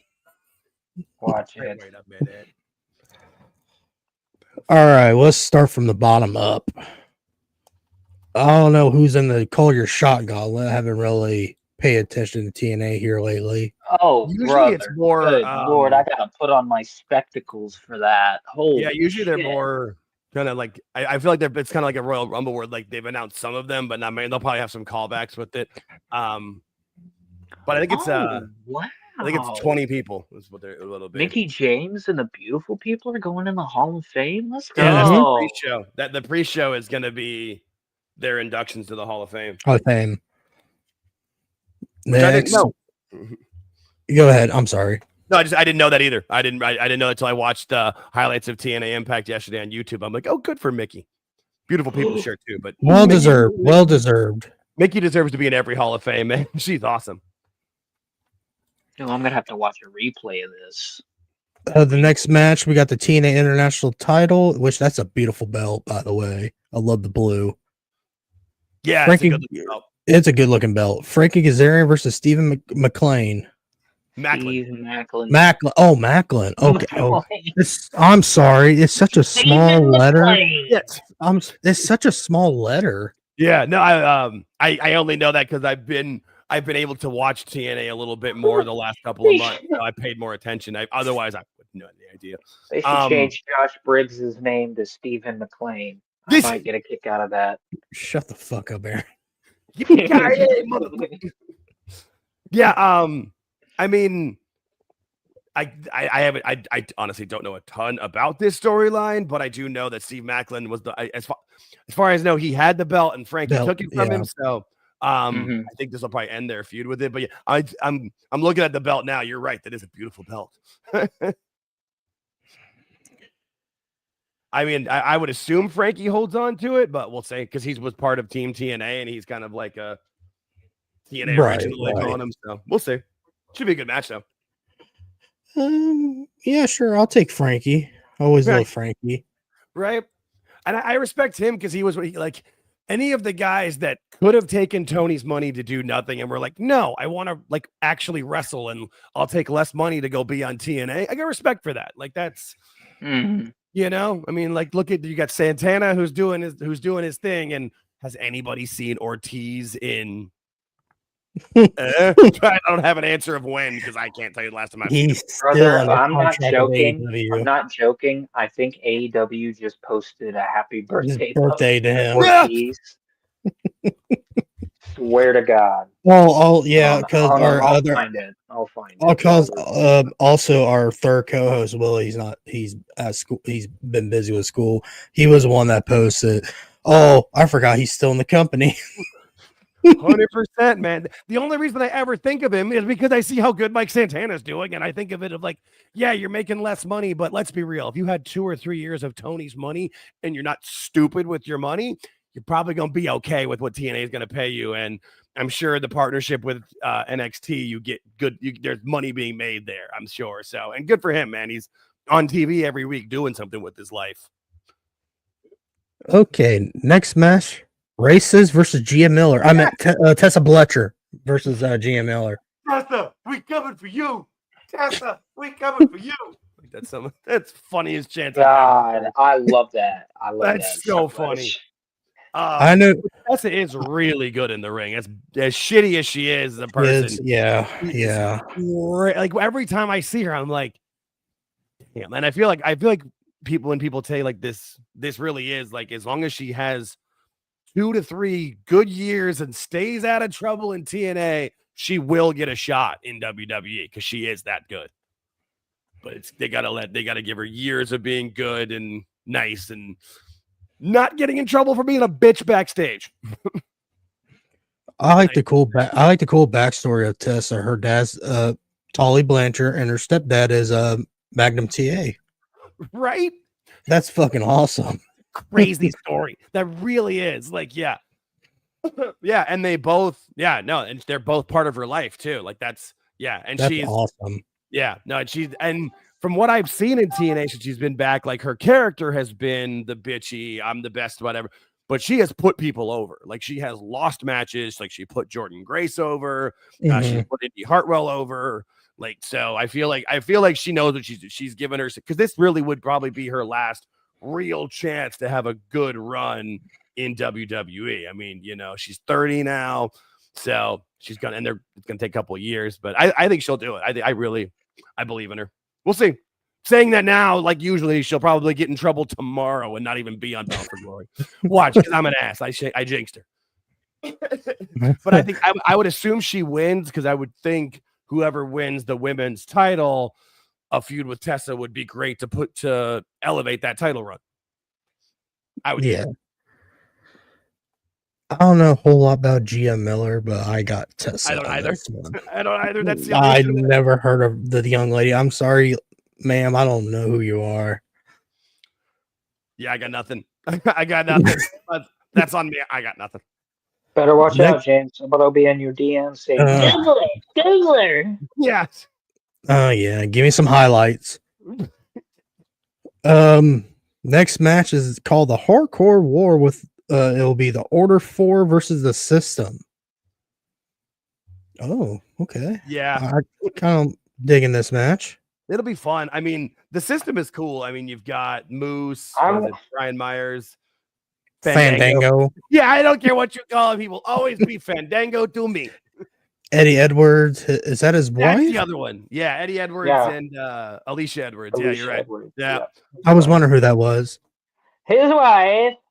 And then Mustafa Ali and Mustafa Ali and his group. So that'll be their that'll be the other like hardcore crazy match to go along with the. Yeah, that's gonna be a spot. It's gonna be that'll be the spot show. Yeah, and that'll kind of be the one too where that'll be more, because you'll see some things in the Hardys and Dudleys, but like we said, like they look a little bit slower, a little bit older. They have to take it easy. These guys don't, so they can do their crazy shit. That makes sense. Mm-hmm. Yes. Next match. AEW's fucking social media team tweets a lot. Tony loves his Twitter. Dude, I'm just now getting the fucking collision part. Next match for the TNA Knockouts World Championship, Kalani Jordan versus Indy Hartwell. I got Indy Hartwell, brother. That's kind of what I'm thinking too, but I'm wondering who costs Kalani Jordan. I feel like someone is going to cost her somehow. I don't know how or why or what, but something's going to happen, whether it's like somebody hooded comes out and stop. I don't know, but I feel like then that'll help Kalani move into whatever storyline she needs to on NXT. Also, shout out to Kalani. She just got signed by Paradigm. Nicola Piccolo just put that out yesterday, I think. Oh, wow. Yeah, he signed. Yeah, that's awesome. Her and who's the other one? Shiloh Hill from LFG. He got those are the two. The guy, yeah, because of him, it's mostly because of all that social media stuff he does. He's always on Twitter, or not Twitter. Yeah, TikTok, dude, he's on Twitter, fucking just ordering random shit off the dark web. Yeah, I think it's all a bit. I think he's created that all, and it's kind of like a thing. And that's kind of from reading the article that I saw. I think it's more of like they're going to turn that into something like an online web. I don't know. But hey, good for both of them, because getting signed to Paradigm is, as we've seen, is pretty damn good for your career. I mean, like the last one that we heard that got signed was Tiffany goddamn Stratton. So can you explain to people what Paradigm is? It's a talent agency. Like it's, if you have if you have an agent, like, so everybody in Hollywood is going to have an agent who books that, you hear actors or directors or whatever. Oh, my agent got me this script and said to go to this audition or whatever. That's what they are, but they're full on talent brokers. So they help them get, sponsorship deals or like commercials, like TV, like CM Punk was just in, I forget, like Fright Night movie, some sort of, scary, some kind of vampire, vampires and police or something. And that's, he got that through Paradigm, and so that's, it basically just helps you get more of a mainstream career and becoming more of a star, because they'll also put like the fuel behind you. So when you go, you'll get invited to like red carpets or different types of events. Like CM Punk has done like what is it, like GQ or variety things where they have like they talk about you on the internet videos or whatever that you see actors and very famous people doing. They're just a part of that too. So yeah, and I mean, from what I read from the article, these are the first two that are like developmental signings to Paradigm. Like Paradigm believes in them from what they've done. And again, back what I was saying about the NIL program, I mean, Kalani Jordan had no wrestling experience. She was just an athlete at Michigan State, and look at her now. So that's cool to see. And even Shiloh, he's on LFG. I mean, obviously he's under contract, but for him to get to agent this early, like that's pretty fucking crazy. Found it.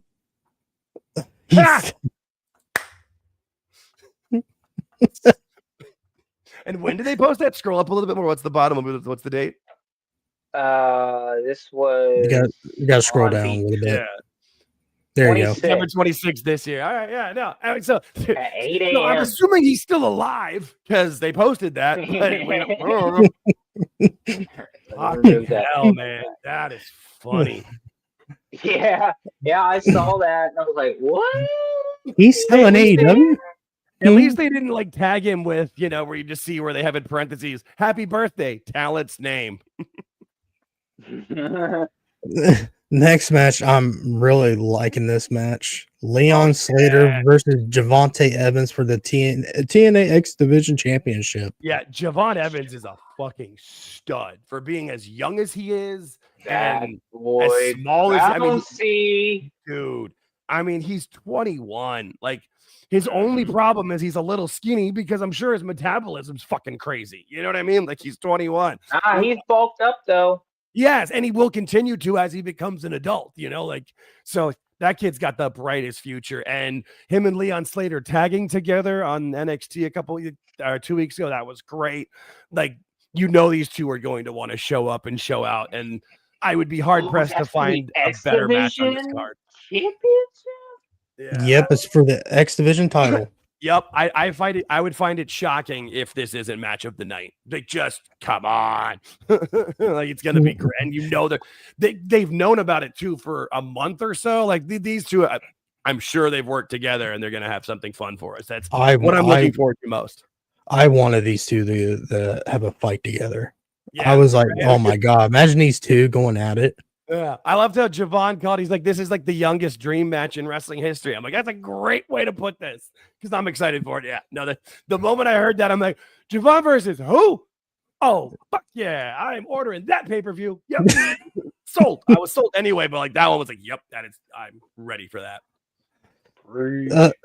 I assume Leon wins because it doesn't make sense but honestly, maybe they make it different. I don't know, but that might be the one that maybe NXT keeps to keep something with it, or wins to. But we'll see. Either way, I don't really care who wins. I'm just gonna. That's one of those ones where you're gonna sit down with your bucket of popcorn and just be like, "Give me. I'm into this one." Next match, one final table. I haven't updated for. Is it both the titles, the NXT and the TNA title? Yes, it is. I'm on the Wikipedia, and yes, it is. It's been updated. The Hardys versus the Dudley Boys. I'm glad they get to call them the Dudley Boys and not have to call them Team 3D. 3D. Because when they showed that in that video package that's on the TNA YouTube, at the beginning, you know who that is? That's Brother Ray and Brother Devon, the Team 3D. You're like, oh god, that was god. Look Not out, this shit. Yeah, look out. Like, that was some of the pettiest fucking shit ever. Like, I get it, I understand, but woof, Brother Ray and Brother Devon. Vince don't own the company, so Triple H allow them to be called Dudley Boys. Part of the partnership too, and it makes sense. And honestly, like, how does it hurt WWE to let them do this? Like, it doesn't. There's no harm in it at all. Plus, I mean, WWE has talked about it on, like, Michael Cole has mentioned this match coming up at least once, I think twice on the last couple of shows, which is great. The partnership's fun, and I'm sure they'll show highlights of it on WWE too. So, no, I'm looking forward to it. I would assume the Hardys win and keep moving forward, but I wouldn't be surprised, like I said, if the Dudleys win, because it would be like their 25th world title win, and they could just go off into the sunset and then vacate the titles, and TNA can have a tournament, NXT can have a tournament, do whatever. But and Devon be like, God damn, finally, I'm retired this time. I thought he was YouTube retired.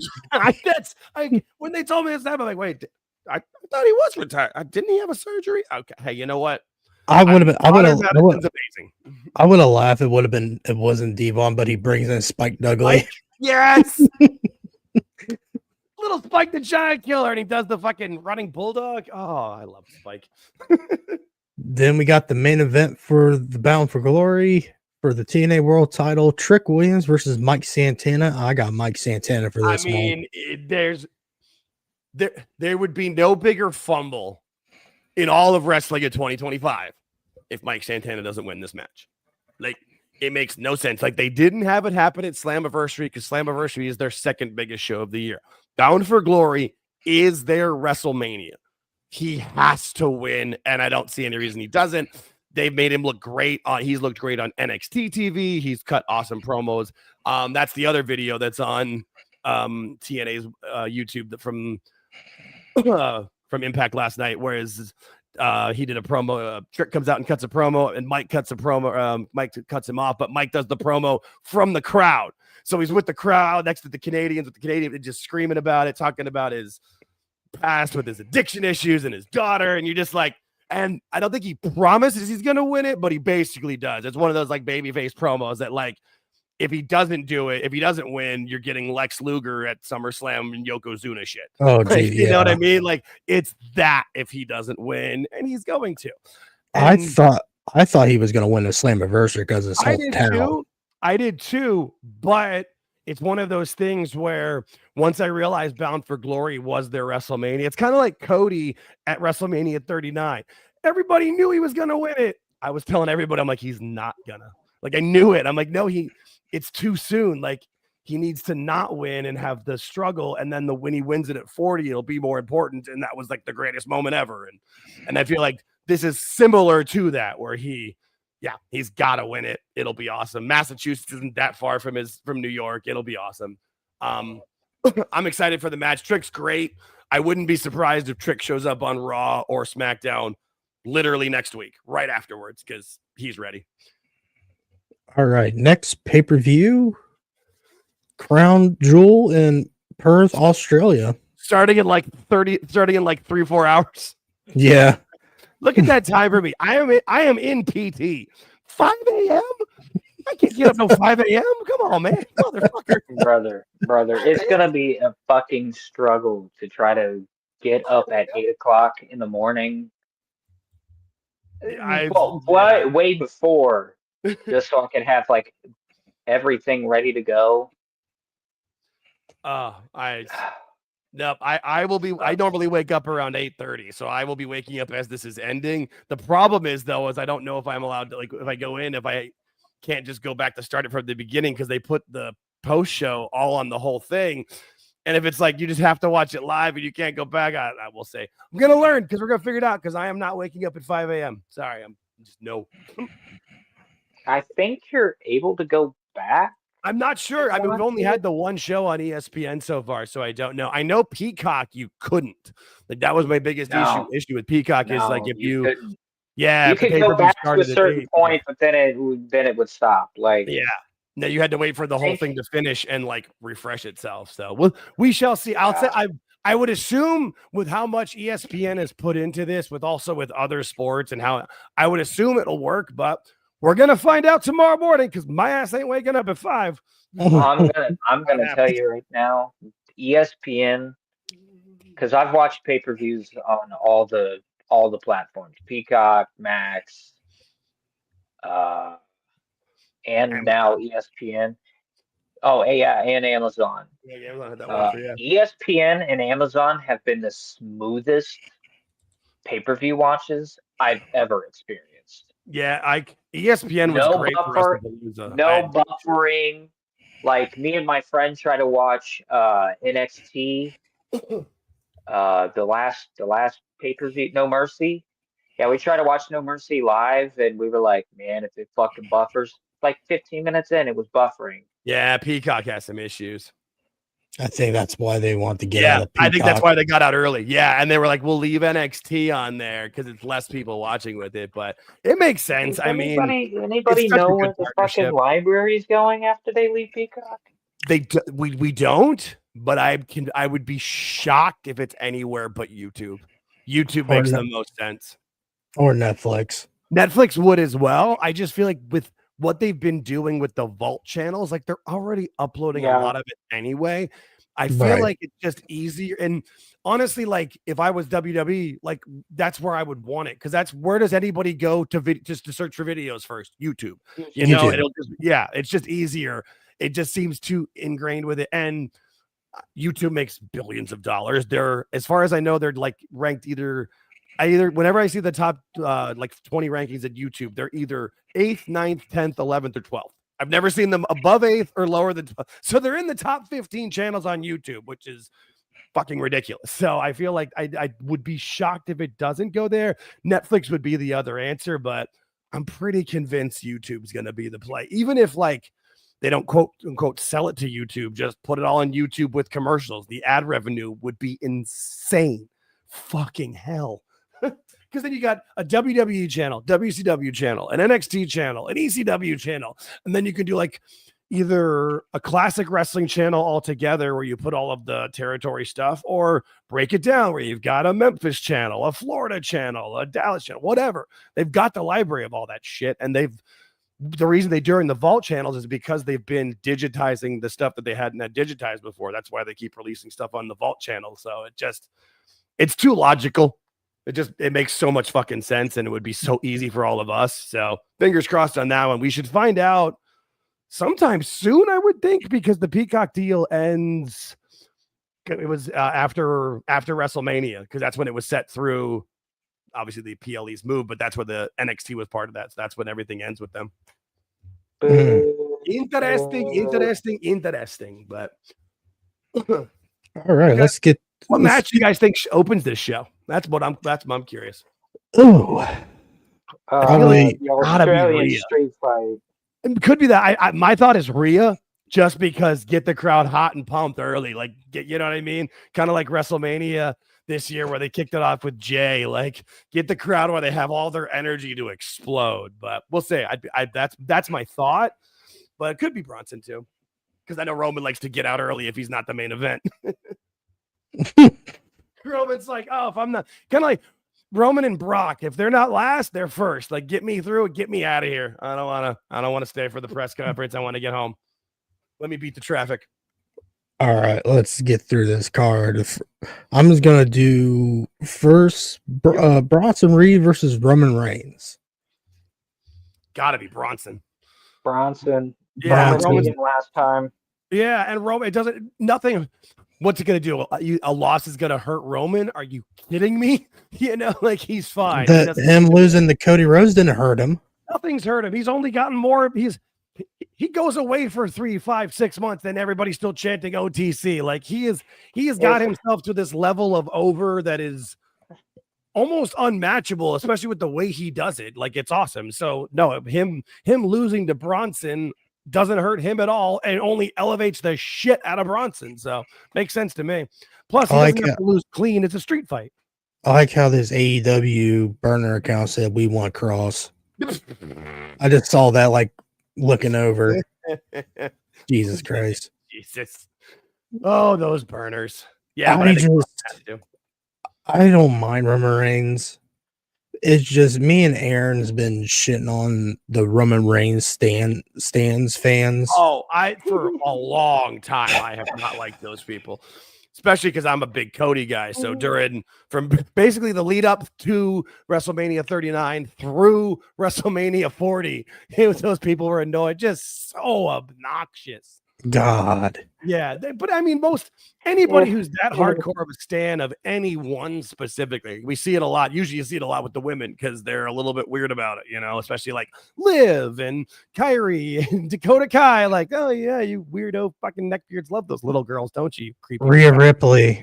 Yeah. Good God. Yeah, exactly. Like they and so, but when they do it with men too, where they're just way too into them and live their lives like those guys that dress up like Roman and live stream or go to shows. Like, dude, that is sad.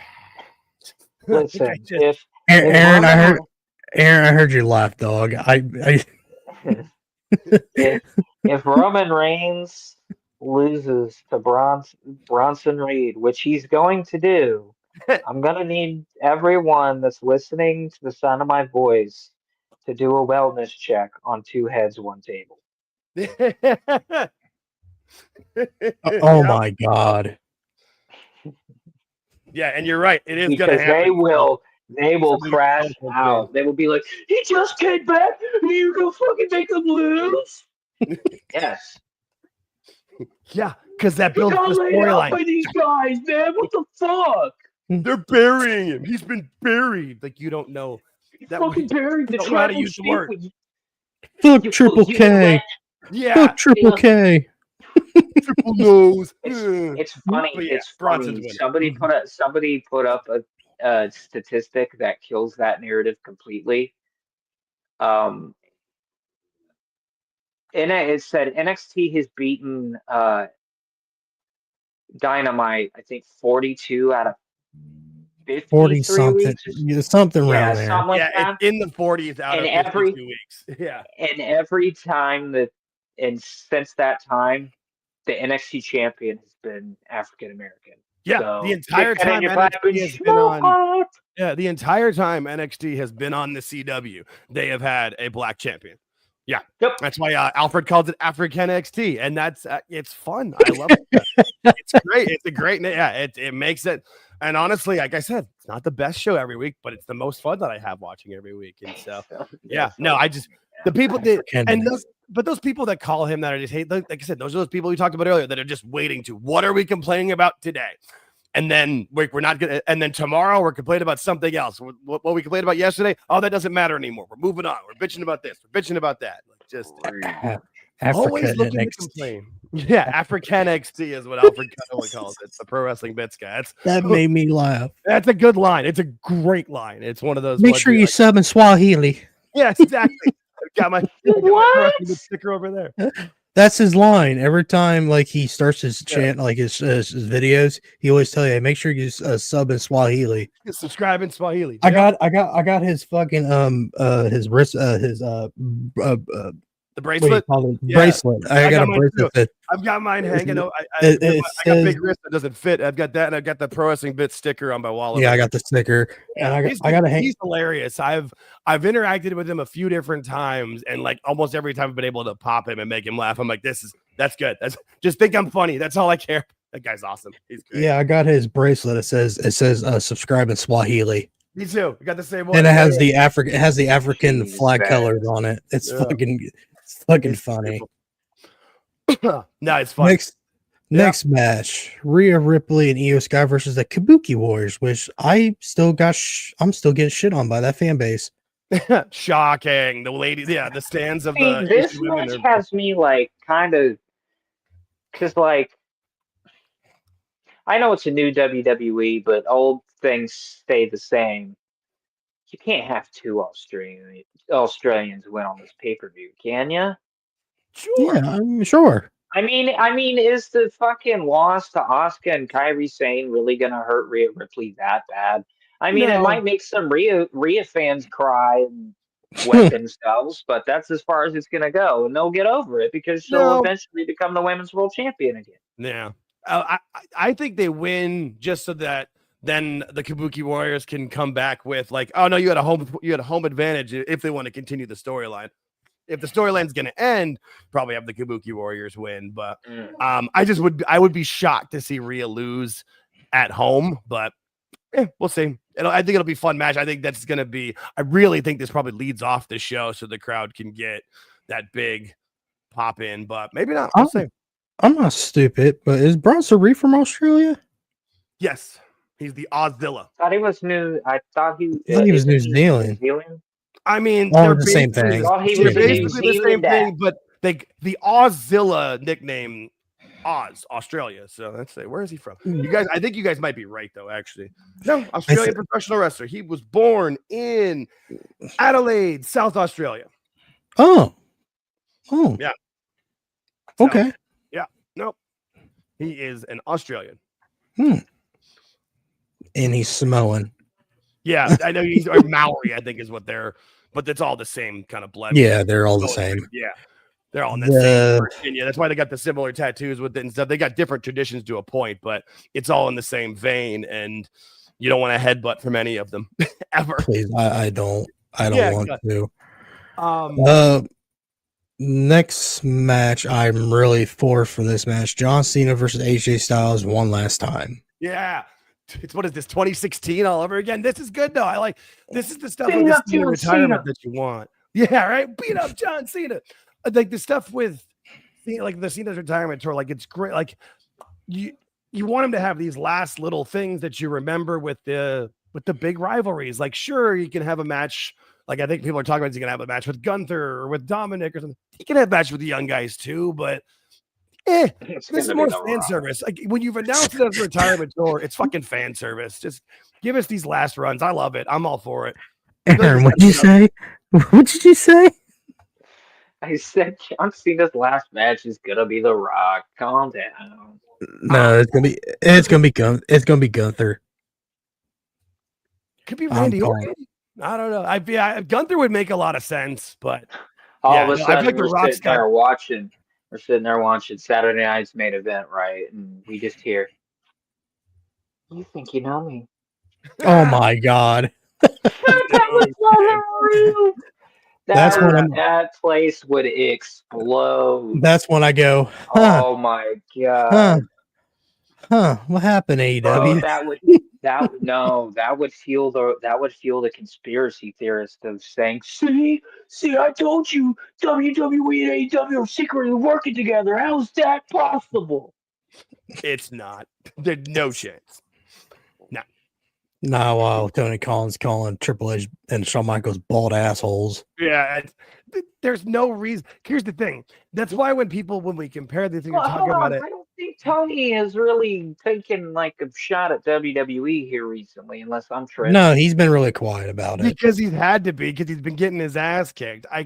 They're not even playing the same game. Like it's not the same sport. Like it's just like AEW is down here, and like AEW is playing Connect 4 and WWE is playing like 3D chess. Right? Like chess against and like a tournament. Like when that's against people. Yeah, no, it's not even they don't that's why when people review wrestling, it's like, oh well, all of wrestling is doing this. It's like, well, that's what AEW is over there, WWE's because we see it when lines are said or there's references to AEW made in the audience, like 10 to 20% of the audience will make a noise. Most people are like, what? I don't get this because most WWE fans do not care or watch AEW. We saw that when AEW reached over from the All-Star game with the NBA. They're like, oh, Chris Jericho's still wrestling? I thought he had retired. Like, people don't know. People don't watch. As we clearly see with the recent numbers. Same thing with CM Punk taking shots. Yep, exactly. People don't and everyone went, so funny. It kills me, but Tony Khan's been quiet. Let him be quiet. He should remain. Yeah. Yeah. He should be off Twitter. I mean, to be honest, if just in case you guys have forgotten, WWE kind of fired the first shot with their little pissant company remark at the Hall of Fame. But Billy Gunn started it. As far as I know, AEW was taking shots at that first ever. You know what? Yeah, you're right. Shots. I got no problem with shots being taken. My problem is when you're taking shots that when you're not hitting anything. Early on, when AEW was taking shots, I loved it. It was great. It was fine.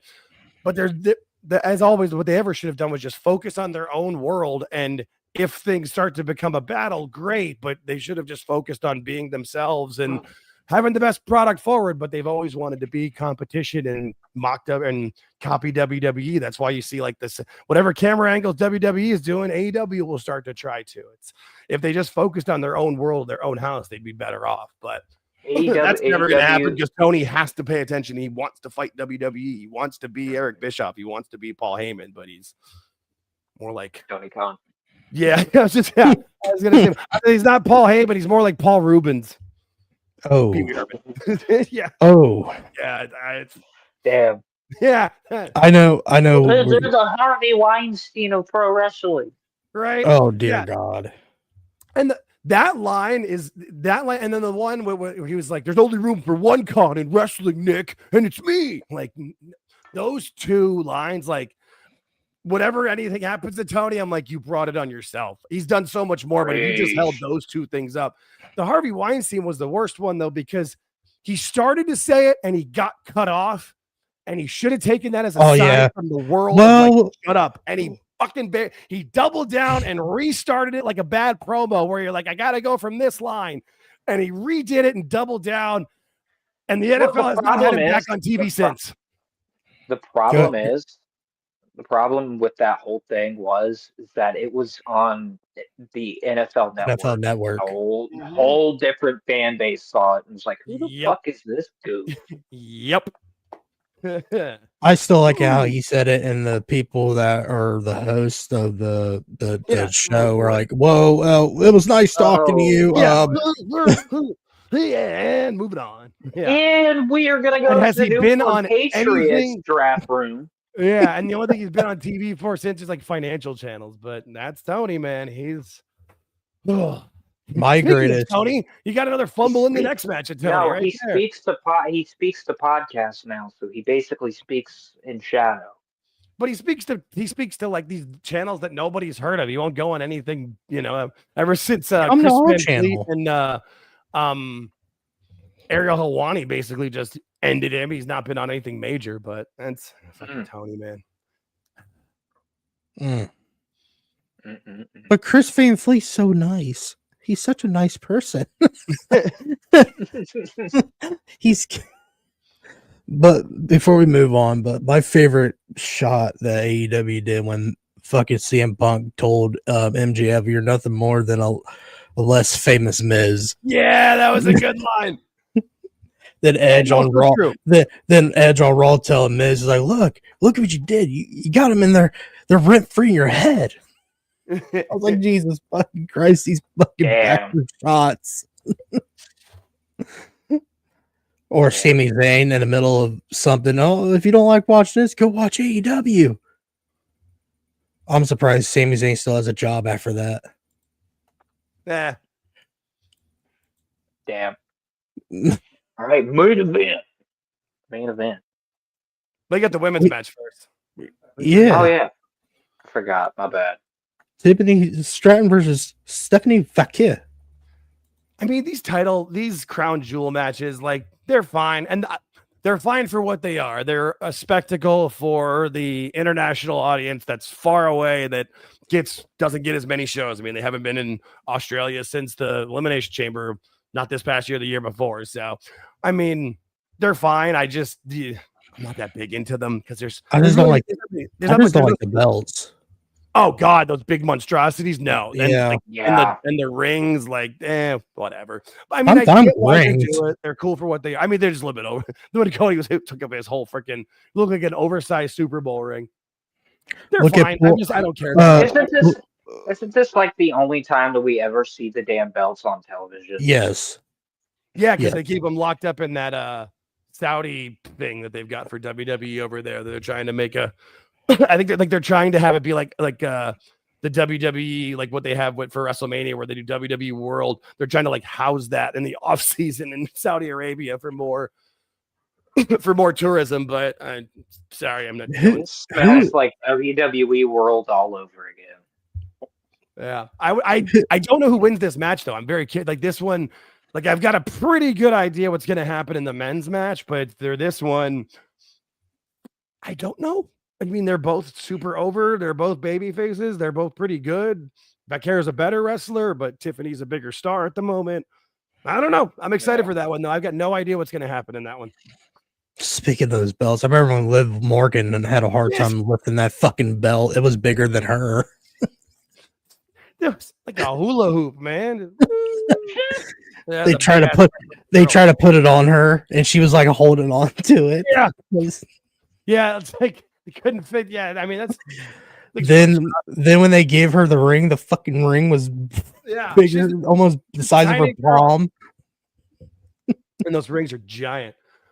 I don't mind the rings. No, I don't mind the rings. I don't mind it. It's just it's nothing that could. That if this was something I was excited about, I would do my best to wake up at 5 a.m. and watch it. But it's the problem is with Crown Jewel is that none of these shows have ever been good. Yeah, no. I mean, they are what they are, and I get it. They're fine, and I mean, they're fine for the. This will be fun because the Aussies are a good crowd. But no, I mean, I guess if I had to pick, I'll say Stephanie because I'm a bigger Stephanie fan. But I mean, I also like Tiffany too. I was there when she cashed in Phoenix at the beginning of the year. That was a hell of a lot of fun. So I'll be excited to watch whoever wins. This one I think will be more of like a clean finish and what they call like the technical match, and there'll be a clear-cut winner because I think Seth is cheating to win to finally beat Cody in the main event. That just makes sense. That's why they've been harping that Cody's 3-0 so that Seth can get a win, but he's not gonna do it clean. No. Speaking of Seth, we got the main of this probably is going to be the main event. It has to be, yeah. Seth Rollins versus Cody Rhodes. Yeah, like I said, I think Seth has to win this match because I mean, if he's 0-4 and he loses this, like a loss like this pretty much kills the whole Vision group and stuff. And I think, it's got a weird name. It's not the best group, but I think the idea is to keep elevating Braun Breaker, and you've got to do that with the group being successful. And so I think Braun's probably the reason why Seth wins the match. He hits Cody with the super spear or something. I don't know, but I think Seth wins due to nefariousness. NWOs, baby. They work in the nefarious ways. In the nefarious recipes, baby. Yeah, no, that's something's gonna happen, which is great. I mean, I love, that gets Heyman involved. I mean, because Breaker's not technically on this show, but he's gonna get involved in the street fight. He's probably gonna get involved in the other one too. So we'll see. It'll be fun though. But I feel like that's where it has to end with Seth winning, so he can continue talking shit and being this asshole heel. I'm the future of the company, revolutionary, visionary, and I can't have dairy or whatever he says. I don't know. That sucks. You know what sucks? CM Punk's not on this card. That's surprising, actually. Yeah. I don't know if yeah, I mean, is he even going on the trip? Because I know actually SmackDown's probably already been filmed now since they filmed it over there, but I don't know if he was even on that or part of the Australian show at all. I don't know if they updated this, but I was seeing that LA Knight and Jay Uso's in the card.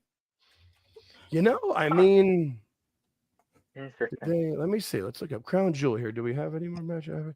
This is from October. Yeah, no, these are the 5 that I can see here too. I'm looking. I went on. Yeah, I went to WWE.com and Wikipedia, but it could happen tonight. I mean, Jay maybe it Uso could happen tonight. LA Knight, Jay Uso versus LA Knight versus CM Punk would make sense with the storylines they've been telling. It would be a good match for the live crowd. They're all 3 over and great, but I just haven't said. I don't think it's been announced yet, but it would make sense. But I don't know if that is what's going to happen. But you're right though. I didn't think about it till you said it, but like the moment you said it, I'm like, shit. CM Punk isn't on the card. Like it took me a second, but. Hey, wait a minute. You're right. It took CM Punk years to get him into a Saudi Arabia show. Right? I feel like Australia's a little bit easier, but yeah, no, they have not. No, I'm on WWE's advertised page that was published. Same time, though, it's October 8th, but that's the first thing on WWE's page about Crown Jewel. Interesting.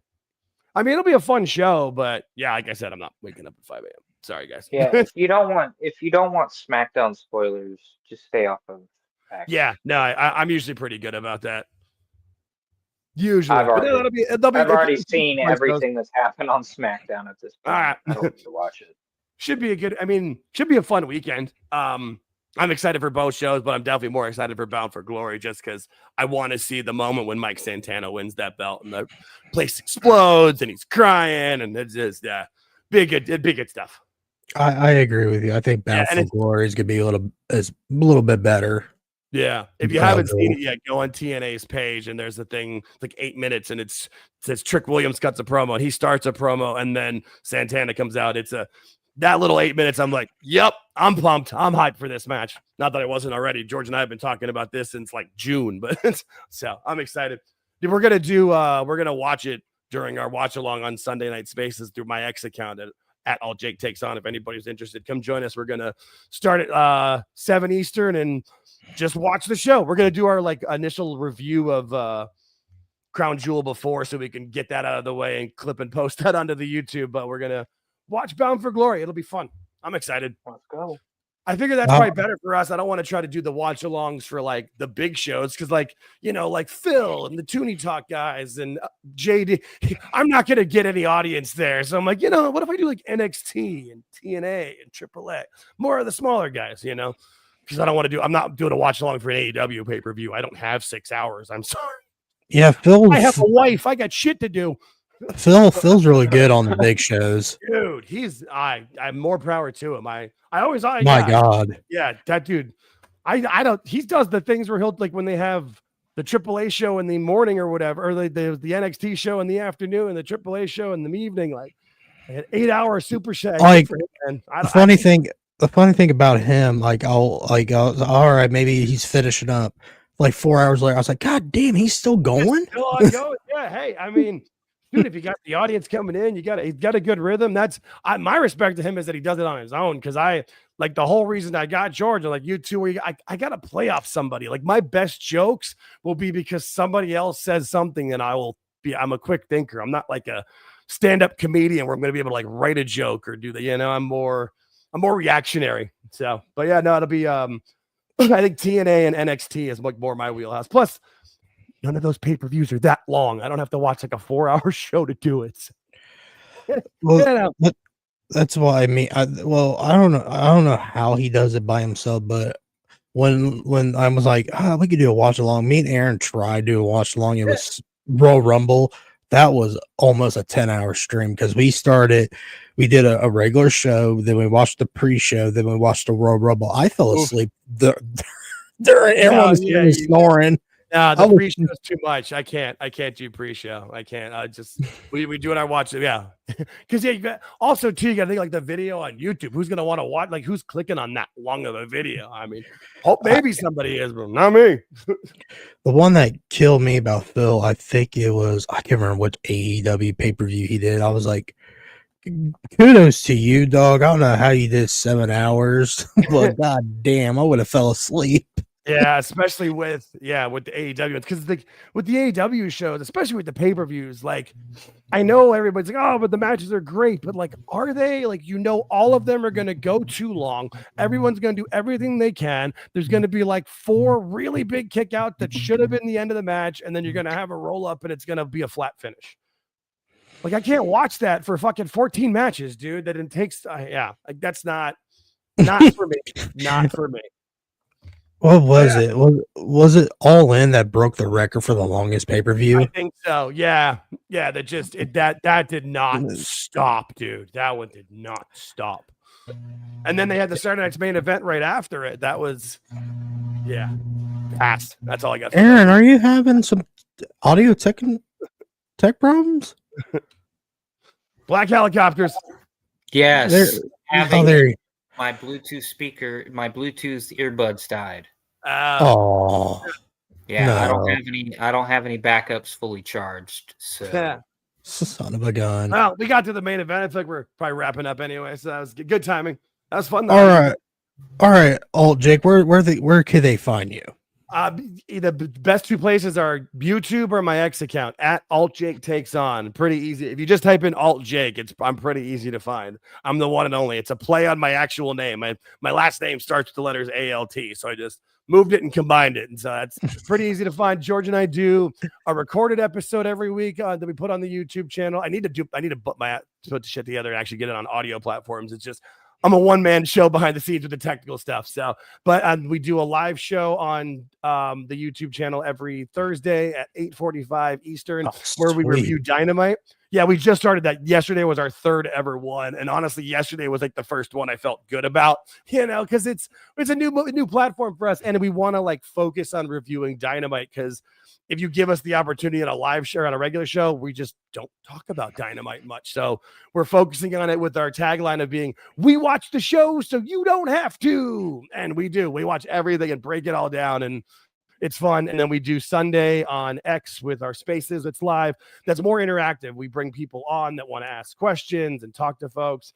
This Sunday, we usually do that at 8 o'clock Eastern, or at 8:05 Eastern. But this week we're going to do it at 7:05 Eastern and watch the TNA Bound for Glory show. It'll be fun.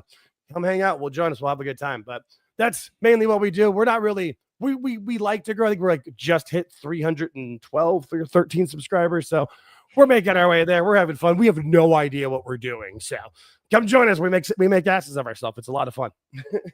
We did just have an interview with Howard Baum, though, who's one of the co-hosts of the 605 podcast. That was a really fun conversation about 70s wrestling. Yeah, George worked on that for like 4 or 5 months to get that to happen. And even I did, I talked to him on Facebook. He said, Howard's awesome. We talked for like an hour and 15 minutes, and he just the video's an hour and 15 minutes. I think George and I, if you combined our total talking time, it was like 8 minutes. The rest is just Howard going about 70s wrestling, Dusty Rhodes, his time in Memphis, working with Jimmy Hart, Lance Russell. It's awesome. Of all the videos we've done, it's episode number 30. That's the one that's the best we've done so far. Like, if I can do more shit like that, that's what I want my channel to be like. That was fun. That's what we do. We're pro wrestling conversations. We just, like I'm doing with you guys, just talking and bullshit and having a good time. This is a lot of fun. Thanks for bringing me on. Yeah, anytime. I would love to join your show. I just like to talk about modern wrestling or the 90s wrestling. We'll have to try to figure out a time with our schedules of it, because I know George has got a few. He does the booking of our guests and things, so I can try to focus on the technical side. I'm trying to get better with it. I've got my new logo now that I finally worked on. It's my shitty one that I had before last time I was on with you guys. But yeah, I know we got a few things working on for our times of it. But yeah, we'll figure out. I know with your work schedule and stuff, we'll figure out some times we can make it happen. Well, I can tell you this.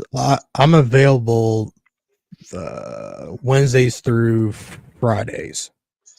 All right, cool. So then, yeah, we can do some. We'll do like a recorded one or one of our lives. Yeah, we'll figure it out. Sweet. Well, hell yeah, man. Right. A lot of fun. Thanks for bringing me on, boys. This is a good time. Yep. Aaron, got any last thing to say? No, I do not. Because I got to get going and go to the bank. All right. Fun.